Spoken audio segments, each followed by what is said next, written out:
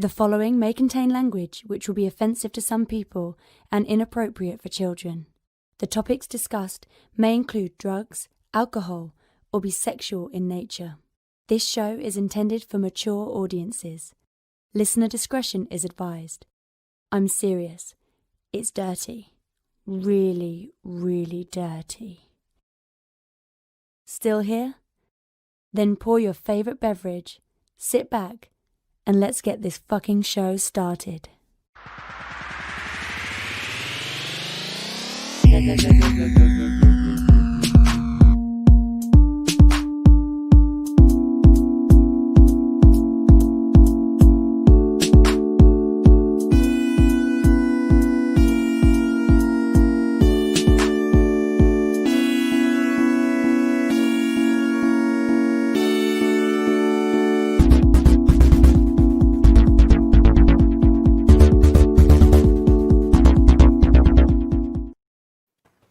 Fantastic Forum, assemble.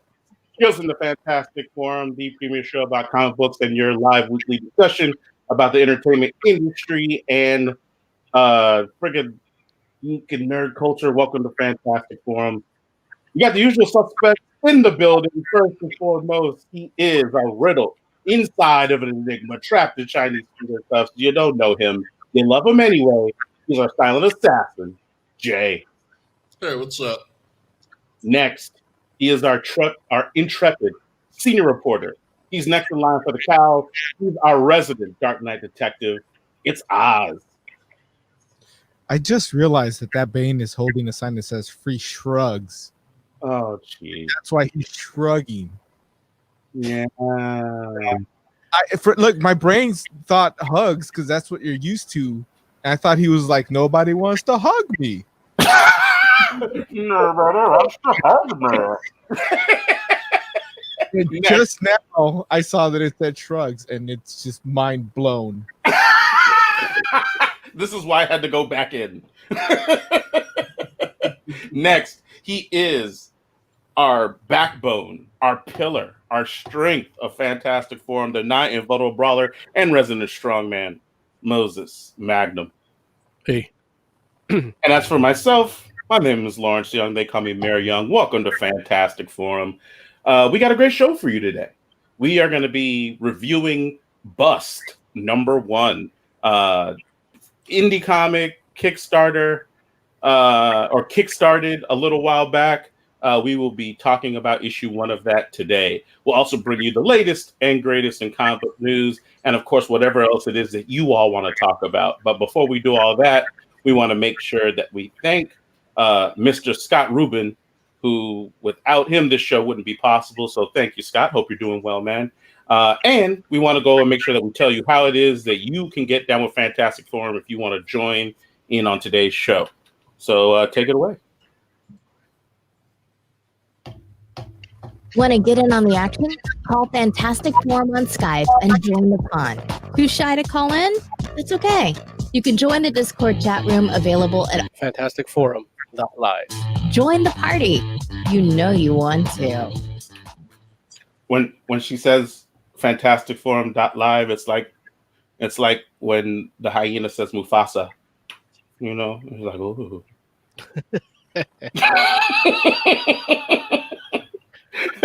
I get a little excited. Say again.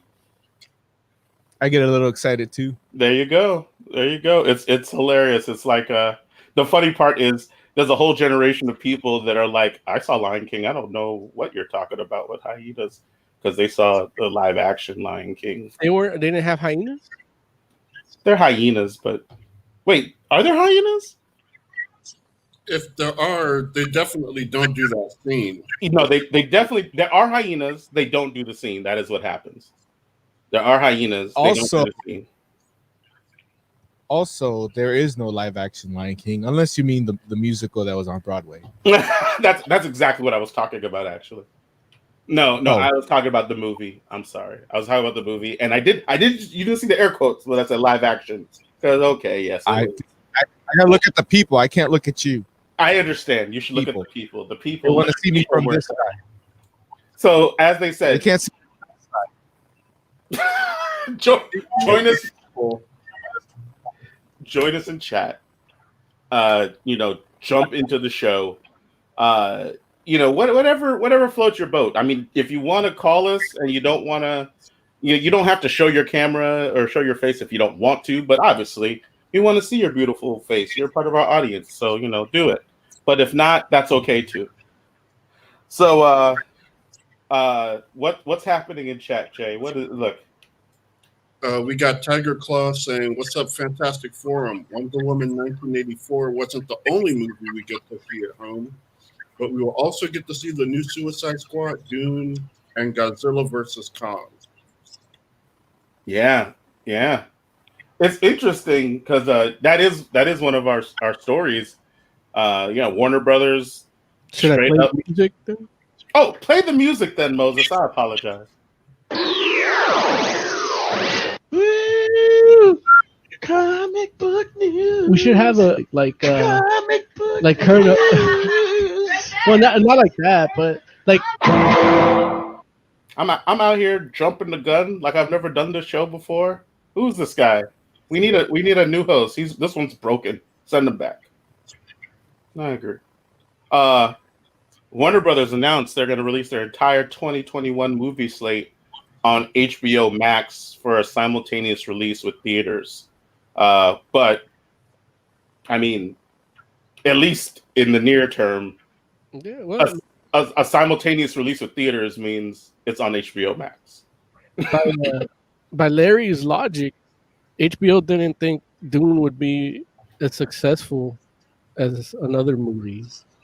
Well, by his logic, they didn't think Warner Brothers was a successful movie company. Wait, what is my logic again? I know y'all keep saying this. Like, what did I say? You said that link up here if you want to get to that episode. You said, Larry, if that is your real name. Barely. It's actually Lawrence. See? That's not what he said. I know. I'm already like, I don't even find myself credible. Now, you said that Wonder Woman was a safer thing to do direct on HBO. They would take that chance because they didn't think it would make as much as the first one or be as good as the first one.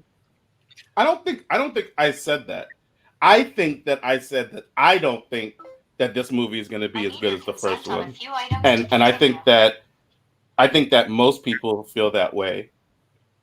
Like, I mean, that are following it. Like, I mean, don't get me wrong. I'm not talking about like I'm not talking about like the Snyder cut people or like, they're like, I don't know what you call DC like super fans. I don't know what they're called. They're called dumb fucks.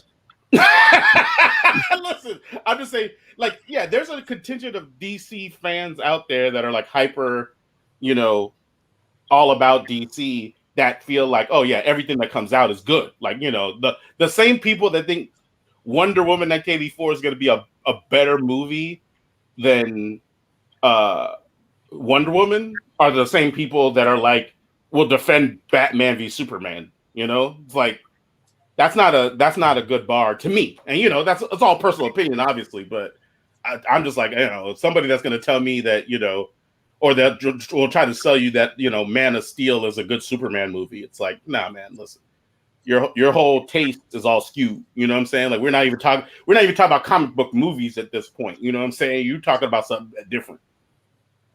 So, I'm not trying to say, like, I don't even think 1984 is going to be a bad movie. I just don't think it's going to be as good. It's not going to be this joint is not going to be DC's Winter Soldier. You know what I mean? It's not going to do that. It's going to be, it's going to be serviceable. But I don't know. I don't think that applies to all these movies. I think all these movies, like, I feel like this. It's interesting because I know. I think it was Christopher Nolan that made a quote. I think I know where you're going with this. But yeah, go ahead. Where, Christopher Nolan said something like, people went to sleep thinking they worked for like one of the greatest movie studios in the world, and woke up to find out that they actually worked for like one of the last place streaming companies. And I'm just like, that's this whole play is more about people trying to like somebody high up making a gamble on HBO Max, like, trying to say like, okay, let's solidify this joint at the expense of their 2021 movie slate, which they may feel is like, well, hey, we don't like, they're like 2021. Like I could see somebody making a calculation saying like the the 2021 movie year is only going to start in like maybe June, July. And if that's how they feel, then maybe it makes sense for them to put those movies out on HBO Max, because HBO Max, it will obviously, it garnered them some attention. The idea that people can watch The Matrix 4 at home, it's like, that's kind of crazy, right? Like, if you want to, It's crazy. Like, you're not going to have somebody kicking the back of your chair. Like, future is so bright. Well, see, but that's the thing. Like, I know for me, like, I want a movie theater experience for those movies. Like, I would prefer to watch the next Matrix movie in the theater. Also, like, and I got a decent sized TV, but it's not so big that I'm like, oh, it feels like I'm in a theater. I don't know what Mo keeps complaining about. I don't go to those low budget theaters where somebody can reach my seat with their legs. Oz with your one luxury movie theater. I love it. I'm not mad at that though. If you're only gonna have one, he lives in a place where the population is 50. So by that logic, only one person is liable to kick you in the back of the seat, and he's sitting in the other. He's not watching the movie you're watching. He's watching a different movie. He's watching a movie in the other screen on that theater megaplex that only has 2. I understand from a business perspective, right? Because HBO Max is what, $14.99. So if you put out one movie a month, then that's a movie ticket every month. Here's another thing you guys got to look at. This COVID closure shit with the theaters closing down is actually a benefit to HBO Max, because they have this opportunity they have a whole movie studio to show. With that being like a lackluster streaming service or underperformer, I guess, putting stuff on it will be a draw, and they can actually make some money. So it's something that they probably would have, even if the COVID wouldn't have happened, they probably would have still done it. Maybe not the week of, maybe not the day of release, but within a month, because they're losing money on this shit. Well, but you can't see, you can't say both. Like I'm sorry. You're right. You're saying they're losing money on HBO Max. Right. So I think that decision of putting the movies there, maybe not day and date release, but a month after or before it even hit like on demand, you can only get it there for like 3 months, or before it gets onto any other streaming service, like would be something they would probably do. See, I would disagree with that, only because without COVID, the movie theaters would have a much stronger bargaining position. And even if Warner Brothers or AT&T, whoever's calling this shot, you know what I'm saying? Like, if they're like, this is what we want to do, the movie theaters will be like, listen, if you're going to do that, we're not going to play our joints in your theater or your joints in our theaters, and you're going to lose a lot of money, And so it's like one of these things where that's valid minus COVID. Now, because of COVID, it's like these movie theaters, they don't have any power. It's like they're not playing anything in their theaters, or at least in some theaters anyway. So Warner Brothers, we're like, hey, we're gonna try to do the power move here and go ahead and make this happen and see if we can bolster up HBO Max. But here's the messed up part. Like, in my mind, I'm like, from like I said, from a business perspective, I can kind of understand them wanting to do this, but from also a business perspective, it seems like they did this and didn't tell anybody that they were going to announce doing this, which is messed up. Like, there's so many people that you work with, that you partner with in order to make these movies happen. And it's not like, I understand that these are all like under Warner Brothers from a, distribution standpoint, but it's not like, the people they work with are people that they partner with or like that they contract, not people that are like their employees. Like it would be, even if they were their employees and they did it a different way, it would be the kind of thing that would be like, wow, you might want to give your people a heads up before you pull the rug out from under them. But I guess they work for you, so what can they do? But these people that, like we were talking about all of the cast members from all these movies, all of the agents that work for that talent, directors, like all of these friggin' crew members. Like, I mean, and don't get me wrong, I'm not, the crews are a little bit different because, when you get to a crew level, you're not necessarily talking about messing with their money, but at the same time, some of them you probably are, and it's just like one of these things where it's like, you should give these people a heads up that you're going to do this, even if you let them know all at once, so that, you're trying to prevent leaks and stuff. But, it's like, it's crazy for somebody that produced a movie to find out on the internet that movie won't be really going to theaters, but straight to HBO Max when they thought something different.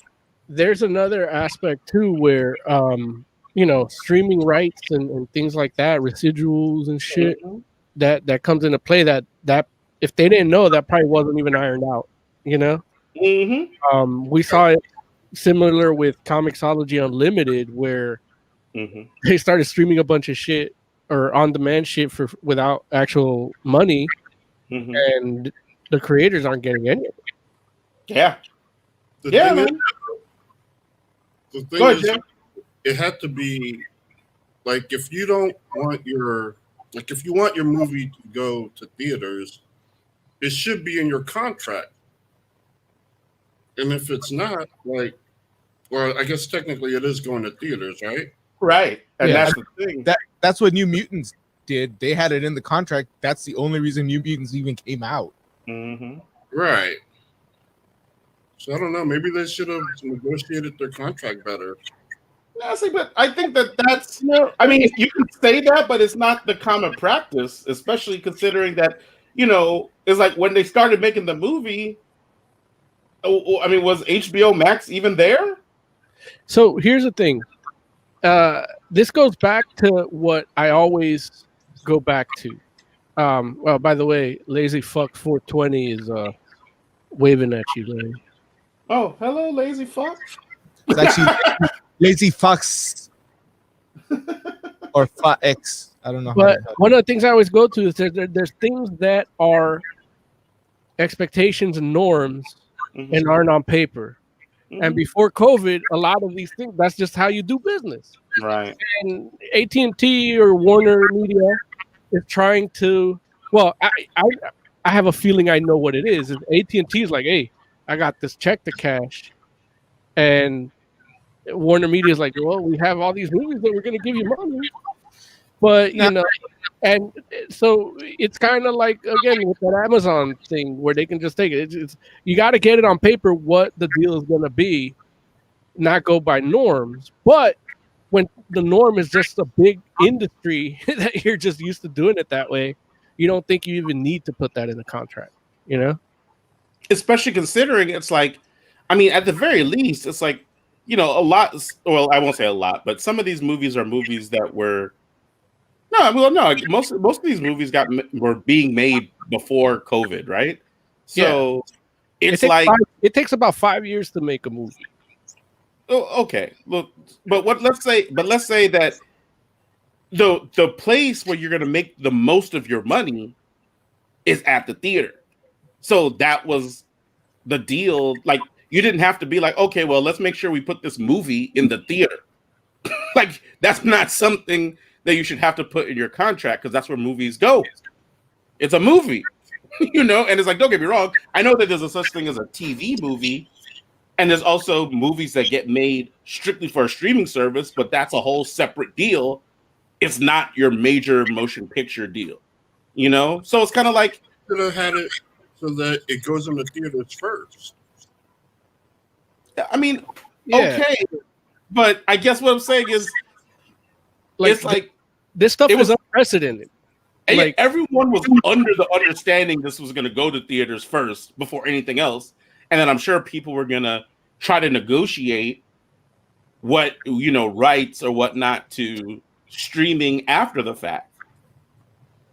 And so it seems like Warner Brothers made like a unilateral decision, and they're just trying to see if they can keep people happy because supposedly they paid out Patty Jenkins and Gal Gadot a lot of money, because they had like some bonuses tied to performance or whatnot, to the performance of the film, and now that it's not going to theaters, they don't get the opportunity to get those bonuses, and so Warner Brothers just paid them, like cut them 2 big checks, which is something else that everybody else is like kind of angry about, because all the other people are like, so wait a minute, so they got cut big checks because they are going directly to streaming and not the theaters. Like my movies, it's happening to me too. Am I getting cut a big check?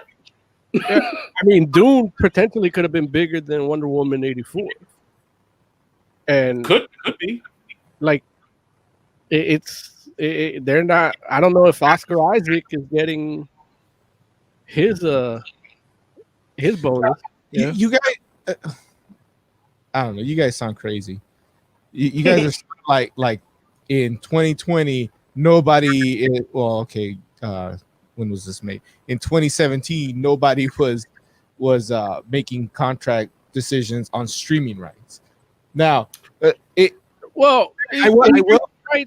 streaming rights are just they're the cheese on the chili fries. You know what I mean? Like your box office back end deal is what you signed to, that little bonus based on performance, and because part of it is, as a performer, as an actor, you're running around pretending to laugh at Jimmy Fallon just to sell the fucking movie to people. Well, I for one am supporting my local theater by buying 3 tickets. Good for you. Are you still going to your local theater? Yeah. What are you watching? Wonder Woman 1984. I showed you the tickets. Oh, I thought you meant like before Wonder Woman. There's nothing else worth going to right now. Okay. I was He's not supporting the local theater. He's supporting DC. Right, exactly. Which is okay. That's fine. I'm not mad at it. But wait, you do have a third person going, right? He only doesn't have a second person going. I'm going twice. I'm going once by myself to watch it in IMAX, and then the wife wants to see it, so on Sunday we're both gonna go and watch it together. Got it. Okay. I'm mad at you now because I brought up when Amber's like, you and your shitty show. Now Emily's saying that too.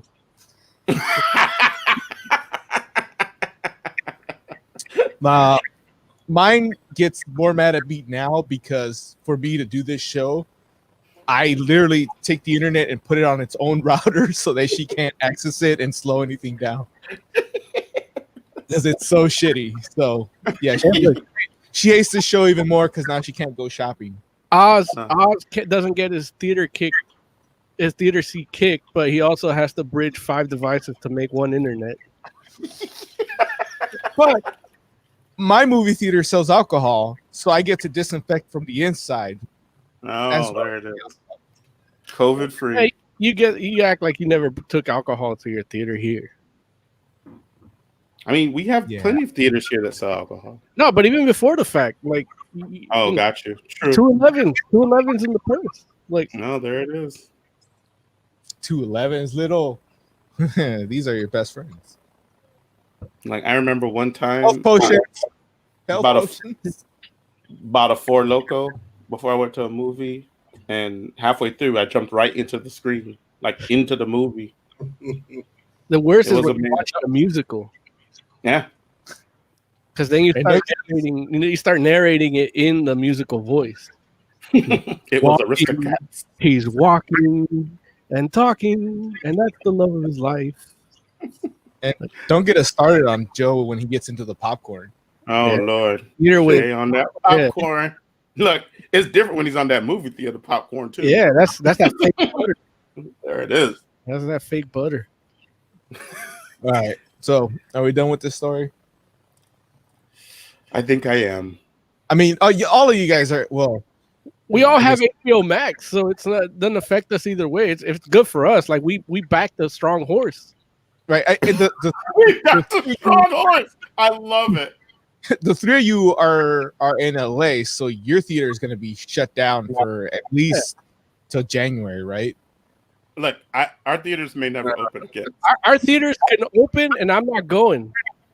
So, Okay. If they were open for Wonder Woman, I think Joe's the only one that would actually go, right? yeah, Right. Listen, Joe's the only one that would try to go. I'd stop him. Joe wants to go to Vegas. Not me. I'd stop you. Unless you want to give me a ride to Vegas, and I'll go there. No, man. Listen, No, listen. not the vaccine, not the distance. Two weeks ago, I was willing to entertain Joe's little fancy of going to a movie theater. Now I'm like, listen, Jay, I need you to not die from COVID. It's like, so you don't get to go to the movie. You could come to the house and watch it on the TV at HBO. We'll watch it on HBO Max together. Joe, his ankles are his weak spot. I broke them many years ago, and they've never healed right. Speaking of death by COVID, I'm waiting for my second test result. Second, It's, Yeah. Come with your Did your first one test positive? No, it tested negative, but I took Oh. it soon. You're supposed to wait a certain amount of time. It's like, motherfucker, you're gonna die. Like you wait too long, you could die. Yeah. Oh, shit.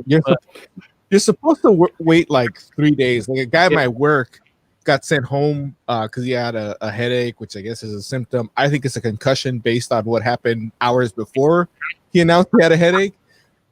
That's a different story. So he got sent home. That's for the big one. He got sent home for a COVID worries. Went straight to his doctor, got a test, called the nurse to tell her that he got a test, and she was so pissed off at him. Tell him, you gotta wait 3 fucking days and then go take a test. And so now you gotta take another test in 3 days. Yeah. So that's what I did.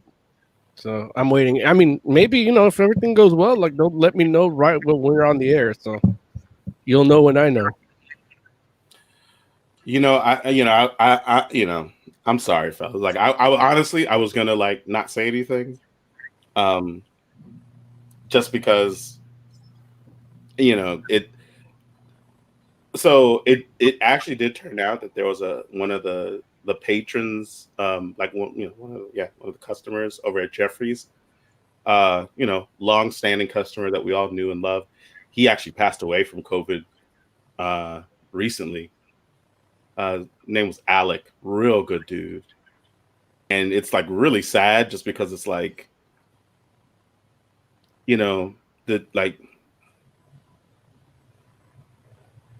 was a guy that loved comics. And having conversations with him in the comic shop was literally like one of the highlights of going to Jeffrey's for me. Since they moved to the new location, some of those conversations have been less frequent just because everybody's kind of like finding their footing in regards to like when they come in and whatnot again. And this new store doesn't have the same kind of like hangout kind of vibe, especially of course during COVID times. But, I saw the dude like a month ago and, we exchanged pleasantries. We talked comics for a little bit and just, but it hurt me, man, just because it was one of these things once again where I'm just like, didn't have to be this way.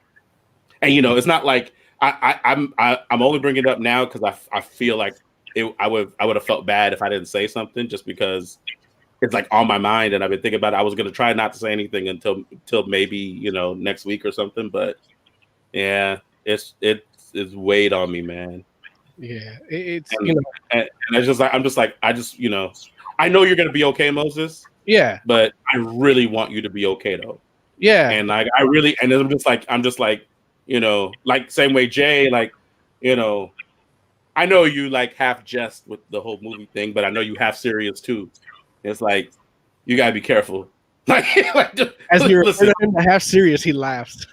right? No, but because he knows I'm telling the truth though. He's like, It's Larry's like stupid. He thinks I'm half serious. it's like it's one of these things where it's like Wonder Woman 1984 would definitely be. It's not New Mutants. Nobody would be like, they wouldn't be like, why the hell did he go to that movie and he got COVID?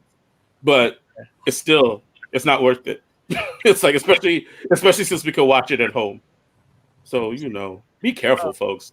Wear your mask and stay away from all this risky behavior, man. I know Thanksgiving just happened. Like, in my own family messed around and had a much bigger Thanksgiving than they should have had. I didn't go, even though I wanted to see them, but I was just like, I can't be like, hey, we shouldn't be doing this and then show up. You know what I mean? Right. It's like you gotta lead from the front. So I'm like, listen, I'm not gonna go.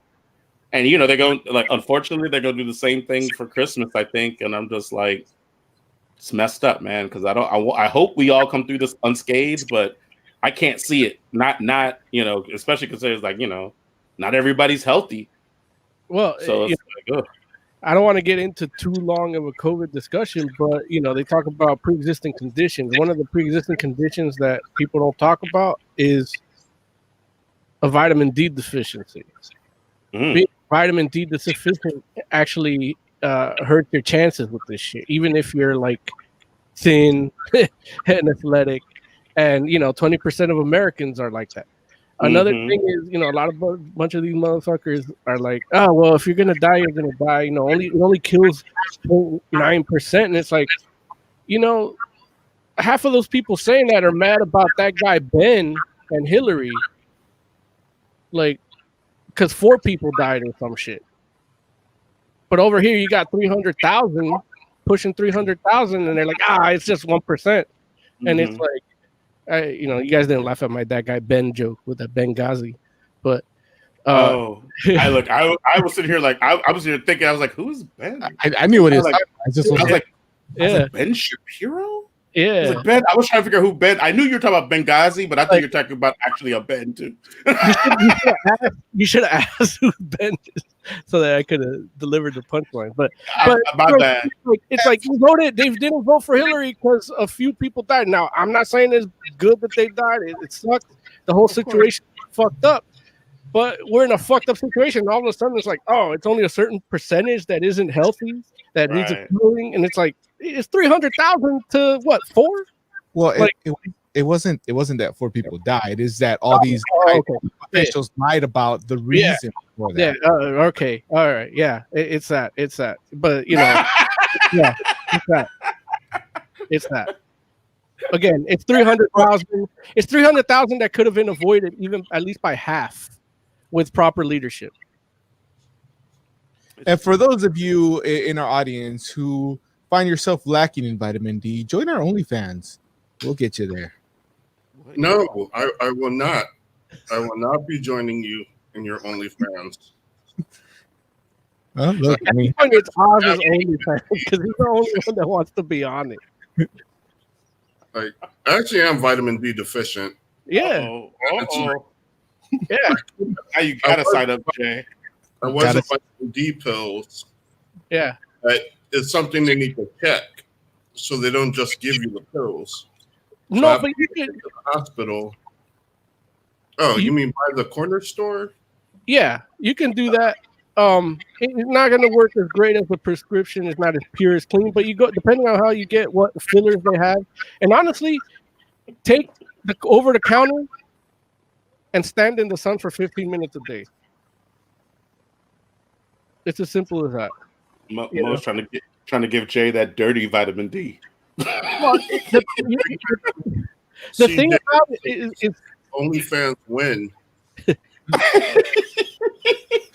Whenever, wherever, big man. Look, I feel like we should start it and just broadcast there. Like do our show there.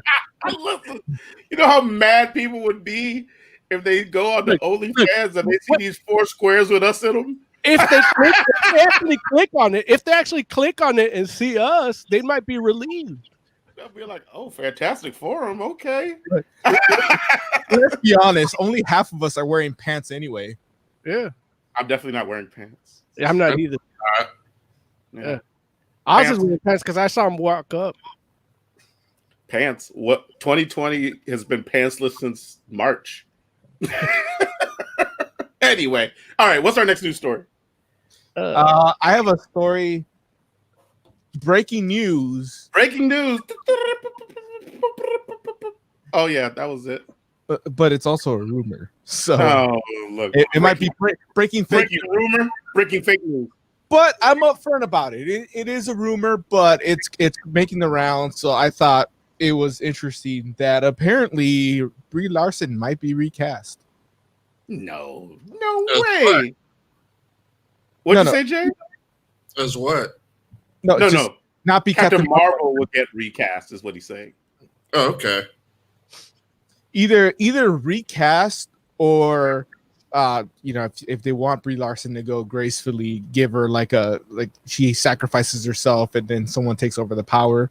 I don't know, maybe Monica Rambeau. I don't know. The rumor is though that they're tired of her crap, and Disney. What is her crap? Apparently she's tough to work with. Apparently nobody liked her, which has been a rumor for a while. Yeah, it has been a rumor for a while. And on top of that, like Disney's kind of freaking out a little bit because she started a YouTube channel, and like the traffic on that is like it started at like 2 million and it's like down to 70,000 at this point. So they're thinking, the world is getting tired of her stuff. I don't know. It's a rumor. It's a rumor.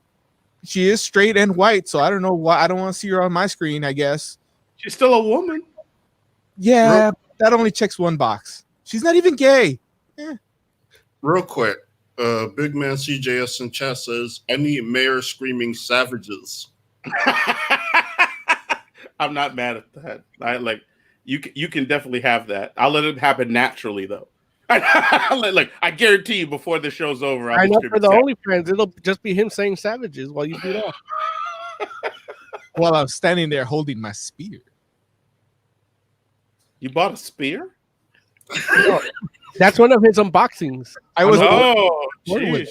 Is it the friggin' Beskar from the Mandalorian? That spear? That's racist. I don't know how. It just sounded racist. What? What'd you say, Jay? It's a spear in a box. One of these days, for the OnlyFans, I'm going to do an unboxing video, and as I open it, it's just going to be my dick. Just look, that's a Tiffany's box. Listen. I don't know who this it's tiny and hard like a diamond. I don't know who this bitch Tiffany is, but I am putting my dick in her box. Oh. Wait, is she not? Oh, wow. Clearly, you've never bought jewelry for a woman. All right, obviously, this story's run its course. Next one. No, I have a comment on it. She might be hard. Brie Larson, that is hard to work with and generally unlikable. I was a fan of her in other shows. I was about to say, people have worked with Brie Larson for a long time. Yeah. How come all of a sudden she's unlikable? What happened? I think she won an Academy Award at some point. No way. Brie Larson has an Academy Award for what? I think it was for The Room. I don't know if she won it, but I know that movie had Brie Larson was in The Room? That movie had Oscar buzz. Yeah, but The Room only has 3 people in it, right? She was the mom or she's the daughter? Who was Brie Larson? She was the person in the room with the kids. Really? Yeah. I didn't realize that. That's how good she was. You liked it? Yeah. No, I didn't watch the movie. Oh, get the fuck out of here then. What do you got to comment on it? I wasn't commenting on the quality of it. I just didn't realize it was her in it. That's all I commented on. That was Brie Larson. Tiger Claw in chat says this whole thing about Brie Larson being recast isn't in all the big media sites, so it's gonna false. Hold on, hold on. That pisses me off a little bit because that story was picked up by Bounding into Comics which Tiger Claw always references as a fucking trustworthy source for any fucking rumor, and I'm the only one that stands up and says you're full of shit, and apparently I'm wrong because Bounding into Comics said it, and now that it's a story that he doesn't like, Now, oh, it's fake news. Fuck you. Well, he just mad that he didn't give us that news story. Real quick, Brie Larson did win an Academy Award for The Room. Wow. Yeah. Best performance by an actress in a leading role. And she's actually won a few awards. She won a Golden Globe and a Primetime Emmy. She's not a bad actress by any means. Nobody She said just She's actually she's too talented for that Captain Marvel movie. nobody No, nobody she's not. nobody talks crap about her acting. They talk about her personally as a person. Yeah, And on top of that, she came into Captain Marvel Yeah. already as a celebrity. So to recast her for somebody they can get cheaper is not outside of the world of possibility for a movie studio like Disney. Well, the thing is, her as an actress, award-winning actress, and her being hard to work with, to me, the reason I brought those up is because they kind of go hand in hand. I can see Disney trying to make her do things that are like, like she got to pretend Jimmy Fallon's funny, like, and it's like she's like, I won an Academy Award. I don't want to do this just for your like ancillary superhero movie that is like the whole big thing about Captain Marvel. It led up to a cameo in Endgame. Like, there's nothing there.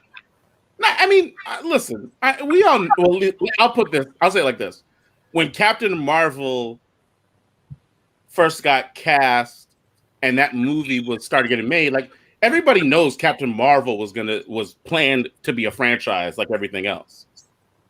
Now, those plans may have gotten derailed potentially, maybe, I don't know, but it could have been like an amazing opportunity for all the people involved. What it boils down to, I think, to me, is just that, like Brie Larson's portrayal of Captain Marvel, it wasn't fantastic. It was good. It wasn't fantastic, though. It's like, and that's the thing. It's like when you talk about the MCU and people like just about everybody, all the major players come bring their A game. It's like, how are you going to stand next to Chris Evans and friggin' Chris Hemsworth and Robert Downey Jr. and, only do a good job? You can't be only good. You got to be great because everybody else is being great. And I think that's all it is. It's like, it's like, it's not like it's terrible. It's just not as good as everybody else. But I don't know that it's so bad that you're like, well, we got to find somebody else. And I would be shocked to find out that people are like, well, look at her YouTube numbers. It's like, what? Like, my dude, somebody have a conversation with the young lady and she'll decide if she wants to do it still or not. Like, I would believe she was going to leave the role before they recast her. And, if she leaves the role, then, yeah, they very well might just be like, well, yeah, maybe Monica Rambeau is the new Captain Marvel, which she was actually the original Captain Marvel. So, or at least also, apparently she doesn't get along with Elizabeth Olsen, who is kind of being made as the most powerful Avengers. Well, she don't have to get along with Elizabeth Olsen, does she? What? Like, what is the whole thing of movies together? Technically, the character doesn't even have to get along with Scarlet Witch that much. You know what I mean? I'm just saying, like, Elizabeth Olsen, and it's not like they're like, oh, well, we need Scarlet Witch in the Captain Marvel movie. No, we don't. We don't. Like, but they don't have to get along. It's not like it's like, oh man, the dude that's playing Captain America and the guy that plays friggin' Winter Soldier can't be friends, and they don't mix. They have no chemistry. It's like, that's a problem. Elizabeth Olsen. I just report the news. I'm not the one here trying to say why it makes sense or not. You report the rumors of fake news. Well, it's a rumor. Time will tell if it's fake news or not. Oh man! And I'm not reporting fake news because I said up front it's a rumor. He did say up front it was a rumor. There it is. I agree. Story. Look, we're gonna have to call him Oz Hannity. He said, all I was saying is it could have happened. You're right. You're right. Kennedy, it could have happened that way. Bill O'Reilly. Biz Like, I think Oz takes that as a compliment, except for the whole sexual. Maria Bartiromo. Oh no! Wow. I've been very inappropriate with a lot of women. Oh well, there you go. Yeah, well, nobody bodies. You haven't paid $2.3 million. No. All right, what's the next story? Pills for $20. Problem solved. I'm sorry. What? Next story. Wow. I'm waiting for you guys to go to the next fucking story. I don't have the docket on me, so somebody. Oh, no problem. Jay, what? Yeah, just pull up the next one, Jay. What are we doing next? Series cast expands. Oh, Now that's an interesting one because the series is still happening with Renner, yes. and like Renner was just trying to shoot his wife like a year and a half ago. I mean, was that confirmed? I don't know, but I know you should know that. like, again. Now who's reporting fake news? I'm not a reporter. Like I said, I'm confused by this story. This is the clear up section. That happened or didn't it happen? There is a file of domestic abuse opened with the police department. Yeah. So, and then a lot of the news about Hawkeye got hushed. Right. Changed a little bit. That was the rumor that he was going to be out of that series for a while. And he laid low for a long time. And now I see him back, and he's deaf, according to the news. Like, yeah. I mean, but that's actually like a part of Hawkeye's like character in the comic, and so they're bringing that aspect of things. Yeah. I need your consent on a few items to continue. What the world? My phone is trying to talk to me. I don't know why. No, what? Look, Nia's new job. The CIA's already tapping you. Apparently. Yeah. Anyway. So images came out of Haley Steinfeld in her it's Steinfeld, right? Yeah. Okay. That chick in her superhero outfit. God damn it! I forgot that character's name too. Hawkeye. Not Hawkeye. Arrowhead. Artemis. Are you talking about Kate Bishop, Hawkeye? There you go, Kate Bishop. Okay. It's Hawkeye. Hawkeye. Her name's Hawkeye. She's next to Jeremy Renner, so he's still Hawkeye at this They're point. both Right? Hawkeye. They are both Hawkeye. They're both Hawkeye. Yeah, they're both Hawkeye together. Why don't you know this? Because I don't care. Because he's what you call no, I'm not gonna say that. I was gonna say, let's just say he's a DC super fan. That's why you said Artemis, isn't it? Yeah. And Arrowhead. I noticed it. I was gonna say Speedy, but that would have been too on the nose. Then Lawrence would have been like, why are we talking about the Flash? I mean, she's quick. Okay, continue. No, her name's not Jessie though. Yeah. So I mean, what did you all think of I guess it's not an official reveal, but what do you all think of the look for Kate Bishop's Hawkeye? You guys see the pictures? I saw the pictures. I thought the same thing I thought when I saw the comic one. Like, who cares?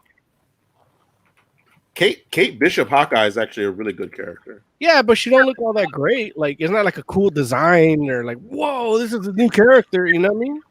Yeah, it's like a purple Under Armour shirt. Right. I'll So give you that. the same thing I thought when I saw that in the comics. I see, right. At the very least, it's like kind of comic accurate in the terms that I'm like, yeah. It's a whole bunch of meh. Yeah. But I mean, I'm actually more worried about. Well, I'm not worried. I'm more interested about the show being good. So if it's not official at this point, like it's just what we're seeing, and it looks fine there. Usually when we see unofficial things, I'm like, what the fuck is this shit? And the fact that it was like meh, and I was like, okay, maybe the show they're putting their energy on the show instead of just the aesthetics. I do feel. Go ahead. The interesting thing to me, just when I was reading the story and looking at the images, is I saw all these people like basically just nutting their pants on how comic accurate they claim these images to be. Oh, and that's not. I'm sitting there like I haven't seen either one of these motherfuckers wear a mask. Well, Especially Kate Bishop doesn't wear a mask. Well, she's got the sunglasses though. That's not a mask. It's sunglasses. It's more than she's got in those pictures. Look, it And I've depends. never seen her with a fucking, little whatever that thing does. I'm aware. It depends on how you wear them. Is that what you said? Depends on how you wear them. I love that you said that, Moses. I don't know that it makes sense, but I look at you. Look at you. You're hilarious. I'm a totally different person. Like he's like what's the your Magnum? Yeah. He's more covered up than any of the Robins have ever been. That's hilarious. Never talked about that. Well, the Robins, look, that's not a great example. I might do the show like this from now on. I think I like how it looks on camera. I don't like that you can see the ring light and all that, but it's hilarious to me whenever Red Hood takes off the helmet and he's got that little domino mask. Yeah. That always, and then the eyes are still like white. So he's got like lenses there. Yeah, I don't know. Oh, did I put that bad? I did that. Wow, right on her boobs, huh? Yeah, that's hilarious looking at. No, this one. I hear there is a rumor that he will wear the original mask with the flares in Hawkeye. I don't know if he's gonna wear it or they're gonna show it like how we're gonna do the Wolverine, but yeah. Is that better? Like Big Man CJS with the best comment of my life. He says Moses is the Howard Stern of Twitch. It's like anytime I can get compared to Howard is an extreme honor. I mean, Haley Steinfeld will make a decent Katniss 2.0, I believe. I think if Kate Bishop was in the Hunger Games, it would have turned out a lot different, and it wouldn't have taken 4 movies. Yeah, that's true. That's true. No, Kate Bishop's a beast. I mean, it's one of the times where they can like replace a hero you like with a version that might even be better, and that's why they come out together and they have the same name because it's like they're so different but so good, each in their own right. Yeah, they're equals essentially. That's more of a classic comic book look, and I'm like, yeah, that's not what. I'm always iffy on replacing a hero that I like, but the way they're doing it, where the original is passing the torch to the next generation and kind of mentoring them, I like that because that's natural. That feels that's how it should be. And like I feel like both Kate Bishop and I think another good example in Marvel is Wolverine with Laura Kinney. It's like they both like took that mantle like after the person that was the original person had died, and so eventually, that the person like the original namesake came back, and like honestly, like I personally like I find Laura Kinney's Wolverine a lot more interesting than the original, and Kate Bishop. It's like her portrayal of Hawkeye or her version of Hawkeye to me is definitely just as interesting as the original Hawkeye, depending on who's writing it, and in some cases even more interesting. So it's like I just want the show to be out already, so I can stop having to explain to people that Kate Bishop is not Hawkeye's daughter. Well, they were kind of setting up. It is Disney, so it might be. Oh no, it's not gonna be. No, they would at least use the same actress, right? Right. Larry, here's another thing. In this news story, when you sent it to us, the little thumbnail thing had Echo on it. Yeah. Now, elaborate on that. I didn't read the story. I mean, I have an opinion on the story already, but I didn't read it. Go ahead. So, yeah. So it's like, that always hits me because of the Ronin thing. Right. So they say that, Echo, which, her alias in the comics is Maya Lopez, is going to be in the show, and they cast a newcomer, Alaqua Cox, I think it's either Alaqua or Aliqua Cox. I'm going with Alaqua. Alaqua? Yeah. That makes sense. It could be Alaqua. I'm not sure how to say it. I apologize, but like I tried to look it up, and she's like new. Like she hasn't done a lot of stuff at all. So it's like, you can't. I know for me, I had trouble finding how to pronounce her name. Alaqua? I mean, listen. I think you said it the worst, but how do I know? As far as a proper noun, that could be. I know. It's Aqua with an AL before. It's Alaqua. It's not Aqua with an AL. It's like when I get my apple pie at Norm's. Well, back when I used to before COVID, I want my apple pie Alaqua, where you just pour a glass of water on it. No, see, but AQUA. That's Aqua, right? You put an AL, yeah, but Alaqua. But generally speaking, that's not where the Al Aqua is not how you're gonna do that. Like it's an ALA, so that's probably gonna be like Alaqua. Well, sure, if you want to say it in your American conqueror way, but I'm trying to say it in the person of color way. There was a word there. Okay. Well, hey, we'll let you go with that. I do have a picture of her here. Hold on, I'll show you what she looks like. And she's like cast to be Maya Lopez, aka Echo. I think she's actually deaf too. That's what I read too. Yeah, because now in Hollywood you can't in an industry based on playing pretend, you can't pretend anymore. You have to get actual. So it said about Elliot Page. So Well, why pretend if there's somebody that fits the bill that the whole industry is based on playing pretend. No, but I mean, if there's deaf people that are acting, why not cast them to play deaf people? I mean, I understand that, but why? Like, why not irrelevant? Like, we're all with that thought process, you're like, well, might as well just cast white people and let them be in blackface to play black folks. Then it's the same thing. Hey, look, they have black people playing white people in Swamp Thing. What black people are playing white people? Dude, Marcus, whatever. And I actually wrote down in one of my index cards where they had people of color playing white people. But I mean, Bane's Hispanic. You got a white guy playing him. That's the opposite of what we're saying, Mo. Mordu is a white guy. He's playing pretend. It's okay. No, it's not okay. It's like Bane. If Bane is Latin, he should be Latin because they're Latin people that are acting. The Dos Equis man, like it's playing pretend.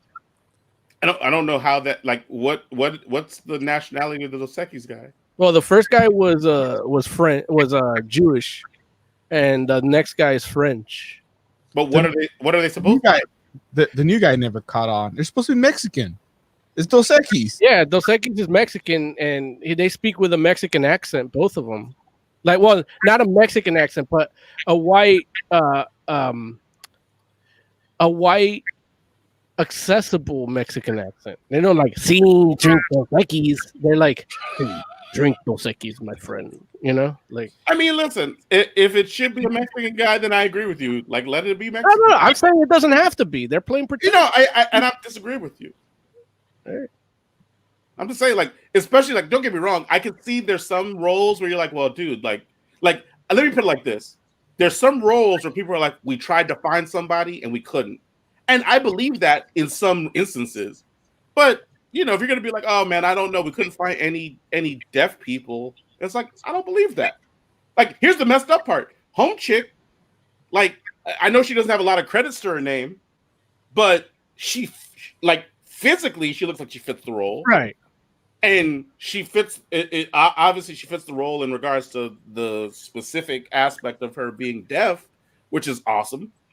So it's like, dude, they found somebody, so go with it.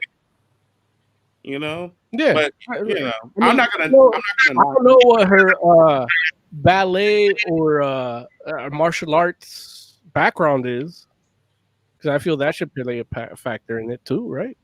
I mean, not as much, because right, like most people aren't martial artists, right? Well, if you can get somebody that can act and do martial arts and be deaf, why not? Well, if you can do all of it, sure. But they also have to have the right look for the actual character, right? And if they have the right look, why not?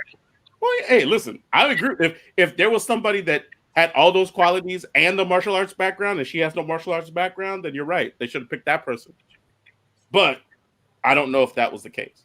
I think now I need to see a list of who they rejected. Mo's got to sift through the list and be like, wait a minute. That's going to be my new thing now. That's going to be my new thing. What about this one? Yeah. I'm not going to see the Batman until Pattinson's parents are shot. That's just the way it is. Yeah. And until he's a billionaire. And that's the world we live in now. Yeah.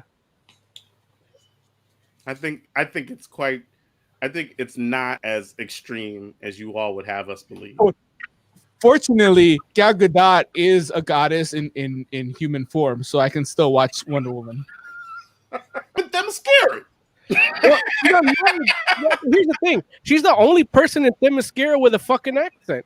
Like, everybody should have the same accent as her if they're in Themyscira.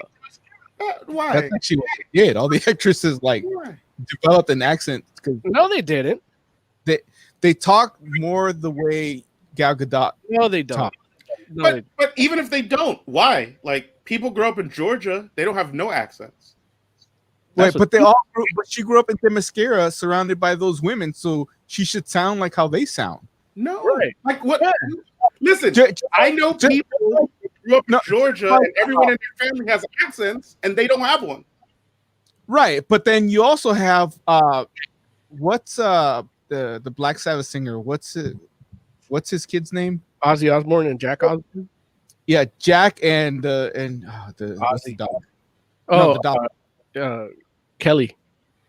Jack and Kelly have British accents. They grew up in America. Yeah, they grew up in San Bernardino. They grew up in a household with Ozzy and his wife who have those accents, so now they have that accent. I mean, so just look, you can give me an example of like the example that the one different. Here's the thing.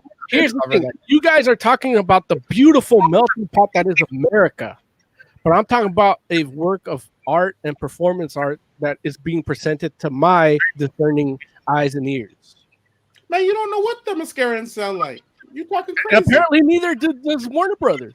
Nobody knows because it's all comics. Exactly. So why have some people with one accent and some people without it? Because that doesn't make sense. Like, you know what? I watched Hercules. The Legendary Journeys versus the Amazon women, and they all had the same accent as Hercules. My guy, I'm talking about like people live in the same city and don't have the same accent. Again, that's the beautiful melting pot. That's America. It's not a work of art being presented to me. Right. And Lawrence, you're comparing a city where people immigrate in and out all the time to a place that has been isolated for in the movie anyway for at least 500 years. Like, it's isolated. It's only been this group of people. You do go to New Zealand. New Zealand's an island. Not everybody in New Zealand sounds the same. Oh, nobody travels to New Zealand every year. My bad. I'm sorry. You're right. New Zealand is an island that's been by itself, alone, isolated, without any outside contact for 500 years. You're right. I'm wrong.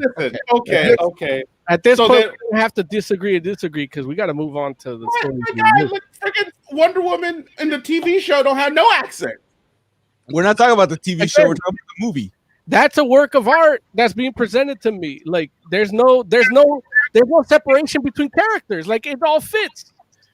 This separation between characters in the movie doesn't fit quite right to me. That's all I'm saying. Okay. What's the next story? No, we're past that. We got to go into the stories we missed. Oh Jesus! Yeah. Already? Yeah, it's 104. We're trying to do a type 2. Oh damn it! Although I do believe that bus will be short. A short. When you say 104, you mean the runtime, right? Not the. Yeah. Okay, I sorry, my brain I looked at the clock like, whoa, something. Okay. Oh, you thought it was like 104 in the morning? Yeah, like he's like. No, I have a running timer. Like I was supposed to switch to the stories we missed side part of the show 10 minutes ago, but I was that Mickey you're drinking, by the way? Yes. Mickey's because Larry loves Disney. That's why. Yeah. Thanks, Mo. You're a good friend. I kind of hope he actually did plan that out. Why? I planned it out last week because I drank Mickey's last week, but I planned it out last week, but it didn't come up. I have a lot of things that are planned out. Like these glasses have been sitting there for since June, since we started doing YouTube, and it didn't come up. So if it's a joke that he just came up with right now as I asked him, that's smart and witty. If it's something he planned out ahead of time, that's brilliant. Look, I have the next 100 shows planned already. At least my 2-minute intervals. All right, Lawrence. Let's get to what we missed so we can bust. Oh, jeez. So listen. Oh my God, I hate it. I hate this. Listen, I know that we're like getting to we need to get past some of these stories, but I have to show this because I'm so psyched. This is the friggin' house. Why do you have red hood? Yeah, why do they have the red hood? Isn't that Oracle's there? Grievous? Why is Grievous there? I hate you. I hate you so much. So this is the friggin' first wave. They whitewashed Magneto? It's the first. Jean Grey looks like she's so over it. The first wave of the House of X Powers of 10 Marvel Legends line. And I'm so in for it. The look on Jean Grey's face is like every woman that has ever seen me take off my pants. Jean Grey looks like an over-the-hill woman that's holding on to her youth. Wow. Disappointment and boredom. Yeah, she does look a little cougarish now that yeah, but she cougarish is fine, like age appropriate. Like I want the Jim Lee. She looks like Marvel Girl, but she looks like 50. Well, it is. I mean, a good 50, but it's current Jean Grey in that outfit because that's what it is. It's old ass Jean Grey in that outfit. I mean, it's the current Jean Grey. I don't know if she's old as fuck or what. Like how old? It's like when the old woman tries to put on her high school uniform again. Obviously, with X-Men, it's like the timeline is kind of fluid, but I would suspect that all of the original X-Men are probably in their late 30s at this point, at least. Maybe their early 40s, but probably their late 30s. Is that what the Tri-Sentinel is supposed to look like? It's not the traditional Tri-Sentinel. It's the Tri-Sentinel from the future in Powers of 10. It looks like the Tri-Sentinel from the movie. Well, the Tri-Sentinel from the movie is terrible and a whole different other thing. But it also wasn't a Tri-Sentinel. I can't believe you didn't catch me on that, but go ahead. Say what? It also wasn't a Tri-Sentinel. It was just a regular. But, listen, it was barely an actual Sentinel, so that's true. Sorry. Yeah, so I was like, whatever. Like I'm not here to try to get you on the right page for Marvel stuff. Like I know that's a friggin' fool's errand. But this line, I'm just like, dude. Like I already have two sets ordered because I got one to take out the box, and the only reason I'm keeping the box for the other set because that's not normally what I do, but the box actually has the character names in Krakoan. And so I'm so in for it where I'm like, oh dude, like, so when kids go to the store and they're like, mommy or daddy, who's this? Their parents won't be able to read it because it's in Krakoan because their quick parents question. I love it. Yes. Quick question. Just Why is Nebula red? It's not Nebula. It's the Omega Sentinel. I hate you. I hate you so much. Is that what they call her in the future? No, it's not Got it. Nebula. Oh, gee, oh.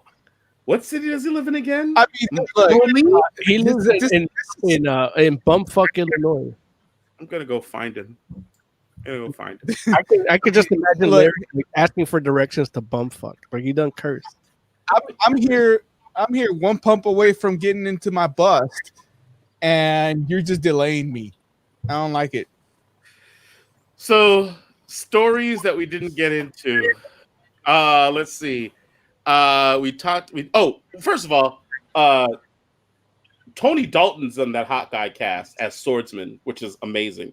For those that don't know who Tony Dalton is, he plays Lalo on friggin' Better Call Saul. It's amazing casting. I'm excited about it. Who Lalo? Yeah, I don't know who that is. Because you're not keeping up with Better Call Saul. You watch Better Call Saul? No. I mean, I watched 1.5 seasons, but I only watched really one episode. Oh yeah, Well- no, he didn't show up till like season 3. I think yeah. So Lalo is somebody with the last name Dalton is playing a Hispanic dude, and you're okay with it? Oh, this dude's very Hispanic. yeah. He's And one his of these last name guys. is Dalton? He did. I actually think they casted him just because he had that mustache. Dude, I'm almost certain he probably changed Put a his name. picture You know what? Was it Tony Dalton?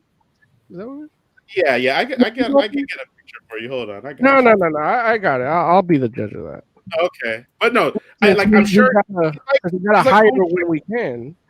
I'm sure he's like home chick from Agents of Shield, who she changed her last name because she wasn't getting cast in roles, and so she changed her name to I can't remember what her name is, but home chick that played Quake, like she wasn't getting cast because she was using her Asian last name, and then He didn't. Chloe yeah, there you go. He did change his last name. Yeah, he changed his first name. Alvaro Luis Bermont Dalton. Yeah, so Born there in you go. Laredo, Texas. Yeah, like the dude is amazing. Oh yeah, that guy's great. I love that guy. Well, listen, you can't love him. You don't even know his name. But look, Or is that how you get down with this? You say he's good, but you never saw Senor Alvaro on HBO Latino. I mean, oh, my guy, really? I gotta watch HBO Latino. He don't speak Spanish. I'm sorry, HBO Latinos. No, he's really like that show is good. Like that. Listen, I'm not disagreeing with you. I haven't seen it. I'm just saying I have to say the guy's good and he's gonna be amazing as swordsman. And like he has the potential to steal the whole show. I'm in. You don't have to say nothing. Like I don't give a fuck about deaf ass wife beating Jeremy Renner. Like I'm in. Like in fact, they should recast Hawkeye with him. No, He could play a white guy. I mean he could, but I don't. With a last name like Dalton. Yeah, he's in. Like you got Oscar Isaac. Oscar Isaac. He's like, you know what? Yeah, the Jews run the world. I'll get a Jewish last name. Yeah. But he's a fucking Chapin. He's from Guatemala. Yeah. Oh, dude. We didn't get to DC Future State. They had their trailer that came out. Oz, did you just make a meh noise? No, that was me. Look at Oz. But You're not down. I agree. We'll see. Oh wow. Although I'm kind of I want to read this Yara Flor character. It's just funny to me that she's the next Wonder Woman from the Amazon, which makes her Amazonian. I don't know, that tickled me for some reason. Okay, that's fair. I'm just saying, like you understand DC Future State is gonna take over DC Comics for 2 months. I don't have to like it.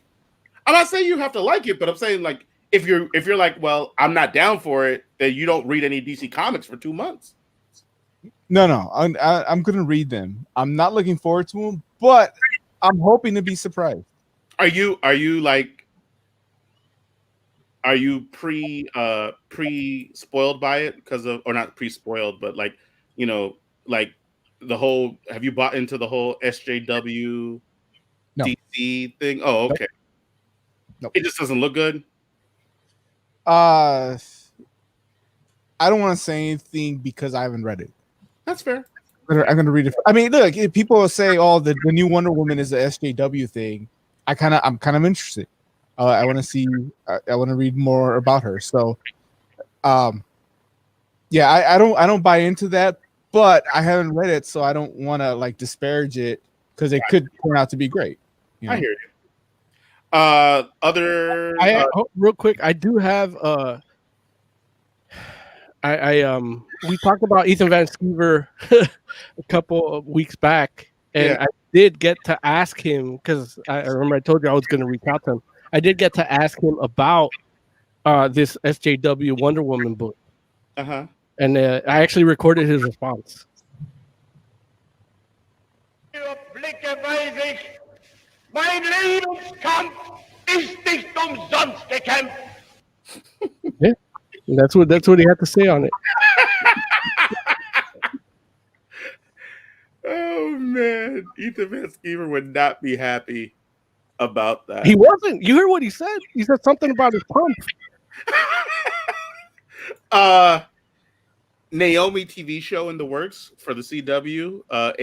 Ava DuVernay is attached to that. She's the one that's ruining New Gods too, right? Yeah. Yeah, I think yeah is the right answer. Obviously, we haven't seen New Guys yet, but yeah, it looks weird. So yeah. Marvel anime, X-Men, and Wolverine are both coming to Netflix. Okay, which is another trend in Netflix, bringing a bunch of old shit, putting the Netflix thing on it. They're like, Netflix original. Right. But it's interesting because this is the kind of thing where there's a lot of people that haven't seen that. So, I mean, nobody saw it. Like, I feel the only reason they got this is because Warren Ellis is attached, and he's already done good for Netflix and Castlevania. Yeah, right. There's a Star Wars rumor that there's a High Republic animated series in the works, along with 2 other animated series that no one knows what those are about quite yet. All I know is it got high in it, so I'm enjoy them. Yeah. No, it look, Disney is definitely going all in on the High Republic. They're like, that's our era. So we'll see how that goes. There are new Eternals comic book costume designs based on the movie, right, or something like that. They're definitely trying to. They're doing like what X-Men did when those movies came out, or trying to see if they can kind of go. Well, they're doing a better job, I guess, than the X-Men movies in the sense that obviously the X-Men, like in the comic, the X-Men just became like leather-wearing random people with X's on their leather outfits. Now, in the comics, that actually happened before the movie or because of the movie? It happened because of the movie. Okay. But it may have happened. I'm pretty sure it did happen before the movie came out. Okay. But it happened because the movie was going that direction. Okay. And so, the media dictated the change in the outfits. Yeah. Not the other way around. And so they're doing a similar thing, but they're doing a better job of it's Marvel Studios, so they're trying to do some things that kind of hint towards the comics, but they're doing a bad job, like we had already said with Eternals. So it's yeah. Don't worry, don't feel bad if you haven't seen it. You just wait for the movie; it'll be fine. Now, are they reassigning genders too? No, they're not doing. Okay. No. Monster Hunter movie controversy. We didn't get to that. We should have done that actually. But Monster Hunter's racist. Next story. Well, it's racist for Chinese, which I mean, right. Everybody should be happy about that, right? Like everybody says Kung Flu and China virus. Like it's in vogue to be mad at Chinese. I mean, now all you listening on Fantastic Forum, I was mad at Chinese before for their occupation of Tibet, like before it was cool. The only thing about that story it's tough for me because China has that scoring system where the more you defend the state, the higher your score or whatever. So if I wanted to get my score up, I would say, oh, this fucking movie is talking crap about China. I'm not gonna watch it and raise my score up. Why did the censors catch it though? That's the weird thing.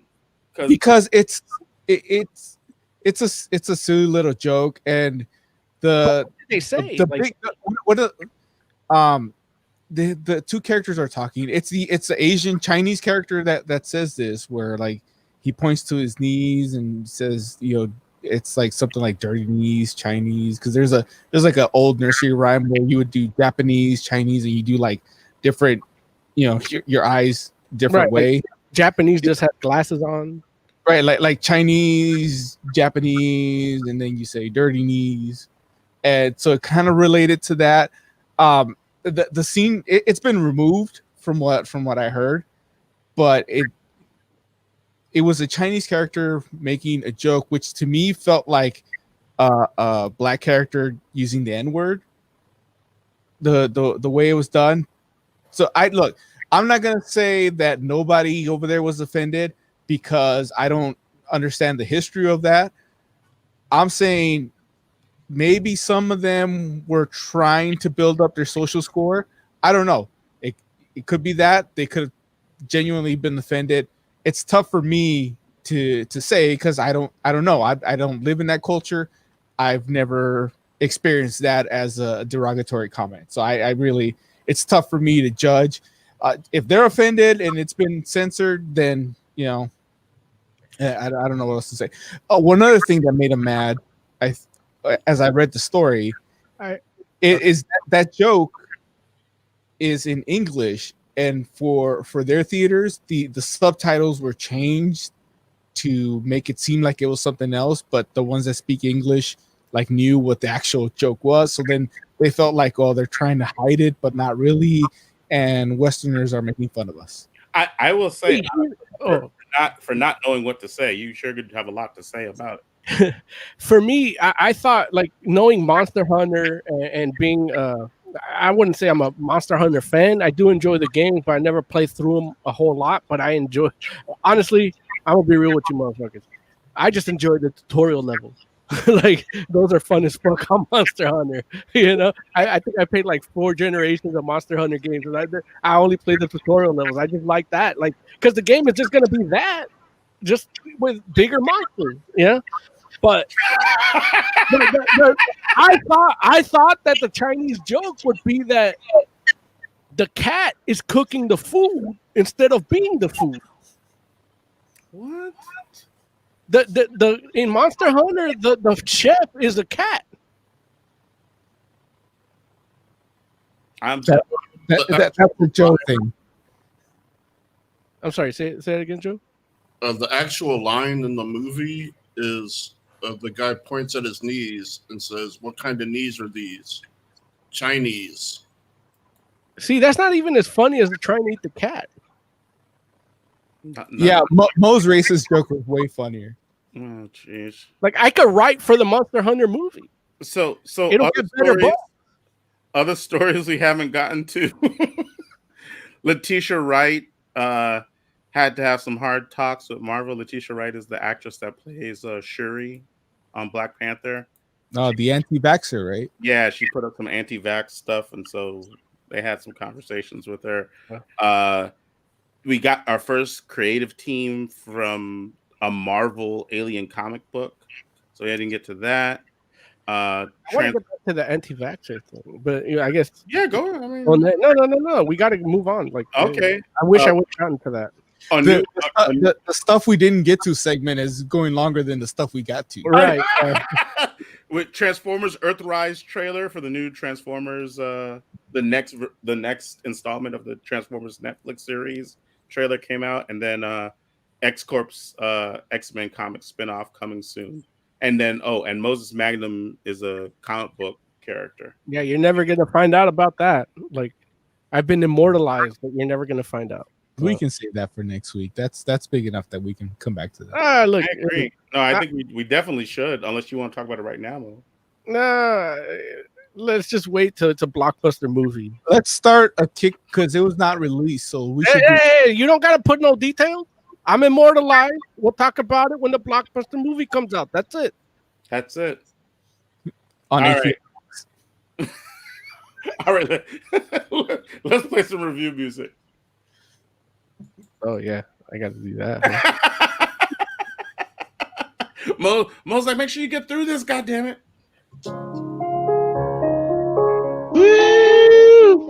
Comic book Review. Like review. Well, not like that, but like.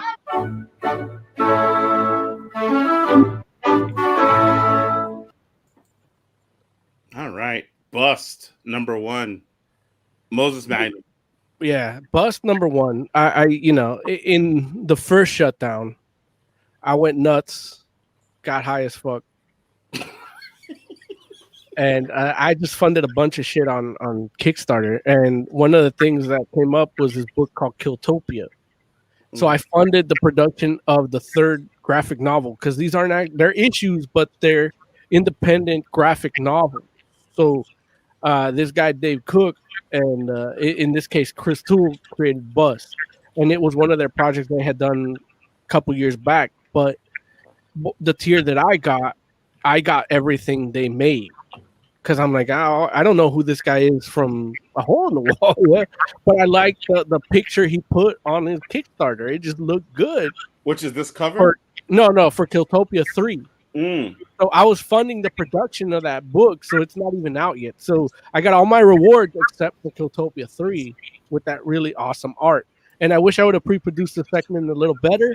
I would have put that art up for you, but I didn't. Hold on. Okay. Never mind. Okay. So sorry, I'm waiting for a package and Amazon's taking forever. But yeah, so I'm like, you know what? I was gonna say let's do Killtopia, which in hindsight we could have done Killtopia 1. It would have been a good teaser for 3, my big, executive producer credit in that book. But and it would have been a more enjoyable experience, I'm sure of it. I'm assuming. But really, I'm bringing you this book because Larry doesn't know how to pre-produce right.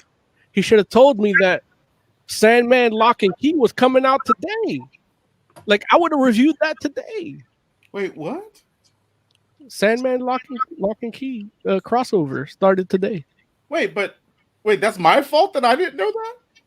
Well, you're a producer on the show. They're like, hey, you know what? Maybe you might be interested in this. Yeah. Leadership starts from the top, Larry. Yeah. But I'm saying you said you wanted to do Bust. No, well, I said that if you look at our pre-production ledger, it's like, have we decided on something? I'm like, well, I got this. There's that there. If you guys want to do that, we can do that. Here, just grab that. Because nobody responded on what they wanted to review. But if I would have known that, the problem with Sandman Lock and Key number 0 is that it was supposed to come out in October, but with COVID and everything, yeah. So that's it. Once it doesn't come out when it's supposed to, it's in the wind. Like, how dare I not know that it came out today? Yeah, exactly. Like, I went to a comic book store today. I did not see Sandman Lock. Yeah, no, you did. Crossover. You know what? If I'd seen that, I would have bought it. This is an inadvertent review of that. It's okay. Bunch of savages. But we got this Bust, and Bust is a post-apocalyptic story where a virus ravages a nation, and which is all the time. I can't relate. Yeah, it's actually kind of weird that's like. I had a weird night where I couldn't sleep last night, so I'm like, you know what? I'm gonna pre-produce the show at 2:33 in the morning. And that's when I started doing. That's when I interviewed Ethan Van Skeever, and I got that clip earlier. Luckily, he was up. But I read this, and I'm like, man, okay. So the story itself, as a concept, is a guy living in Las Vegas as one of the good blackjack players in a casino, taking people's money, giving them false hope, kind of a con man dealer type guy. And then the world goes to shit. and the virus kills a bunch of people. It turns out to be a kind of a zombie virus, kind of, which I believe with COVID is kind of like that too. Some of these people I see acting out in the street when they're told to wear a mask act like it's fucking zombies. But anyway, that's beside the point. He travels to Austin, the one safe haven in the U.S. where you can kind of thrive, but you thrive under a totalitarian rule. And he makes his life there. This whole 50-page comic book or whatever, it's a graphic novel, so it's a larger format book. Gives you the whole story, and the whole story is really about his last fight. So it starts off him going into the last fight, and then gives you a flashback. So the big meat of the book is the flashback, how he got there, which I think is an interesting way of doing it, like to give this big book with 2 bookends in story structure. I think that was actually well planned out and well made. And then you see the story go, but I'll get to the criticisms later. And then it goes through that, and then eventually you get a twist of what his final fight is. And that's how I got this book, Bust Number 1, by Dave Cook and Crystal Toole. There you go. Oz, did you get to read this? I read it. Okay, what did you think of it? He hated the art. I did. Oh, I'm glad. Oh, yeah, I did. I hated it at first, and then at some point, I realized that the art reminded me of something, and it's every cousin that I have in prison who takes up art as a hobby. That's how they draw. Yeah, whether it's prison tattoos or like they like scrape on plastic cups. You know, it looked like prison art to me, which actually goes with this story because he's essentially a prisoner, especially in book 1. So yeah, the art bugged me, but it kind of fit. Yeah, it fit the story that I was reading. So I didn't let it bug me too much. I got through it. The world that they build, post-apocalyptic stuff is either, for some reason, I either love it or hate it, and I didn't hate it. You know, I did at first. As soon as when I saw the first zombie, I was like, oh, okay, it's this. But then I kept reading the story, and it's more about the character, more about the main character than it is about the world. Kind of like Walking Dead, where it's not a show necessarily about zombies. It's about people living, and zombies are just something that they have to deal with. So I liked the story enough that I got past the art and made me want to read the next couple of issues. It's I enjoyed the book. That's fair. Jay, what do you think about the one, buddy? I didn't like it. Not a fan of the story, and the art is really bad. Mm-hmm. They don't do a good job of like showing movement. Mm-hmm. There's this one panel, for instance,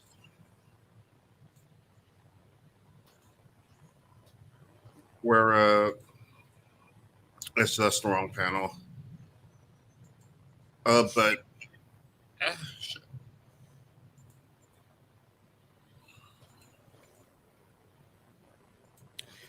it's also a little jarring that like it was tough for me to realize that the main character in the first couple of pages is the guy in the flashbacks.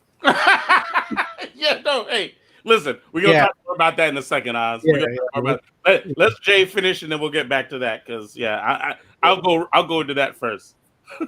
In this panel on the left, like he's putting a cleaver through someone's head, but it doesn't look like he's actually swinging it right with enough force to do it. And you see that all throughout the book. Like they don't show movement really well. Yeah. And I actually don't like the art style. Mm-hmm. So that's just all kinds of bad with the art and the art style and the lack of movement. And I wasn't really feeling the story. Like, it's not much.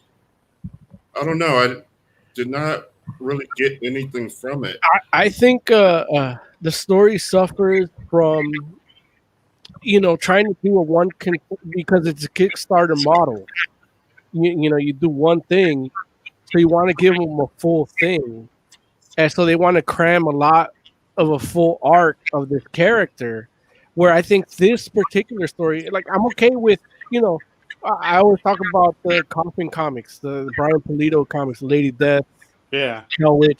Like every time I grab one of these books, they're in the middle of something, Right. but it feels like a full comic. And this one feels like it was 3 or 4 Kickstarters that were compressed into one. And I think that's where the story suffers. The story itself, the concept and the idea, and even the execution, like the way the characters interact with each other and how they relate to each other, from a trade perspective in this post-apocalyptic, I think that's something that a lot of people don't take into account in post-apocalyptic, even zombie stories, where it's like, okay, who's gonna serve a purpose logistically, And I think that was a gem in here that's hidden, and I think if this was an arc of an independent comic book, I would have bought all 6 willingly after reading the first, but buying a whole. Now you also got to take it into perspective. I paid £8 for 9 comic books. So I don't know what that translates to. I'm not going to do the math. I don't know how many dollars is £8. I don't know. Yeah. I feel generally. In fact, you know what? I got a consultant here. Hold on. Hey Siri, how much is 8 British pounds in dollars? $10.69. Okay, I paid $10.69 for 9 comic books. Oh, that's good. So that's a good deal. That's actually pretty good. And from reading Killtopia, like, I really enjoyed that a lot. So I'm going to be excited when we do that. Okay. And that's the new hold on to that excitement. Yeah. But going back to this, and it was like, it felt a little like I'm watching Dave Cook get his bones. Like, this is his first comic, and it kind of made it's like this is an independent movie. So I'm a little invested monetarily, but I'm also invested in seeing all his work at once. His work at once, rather.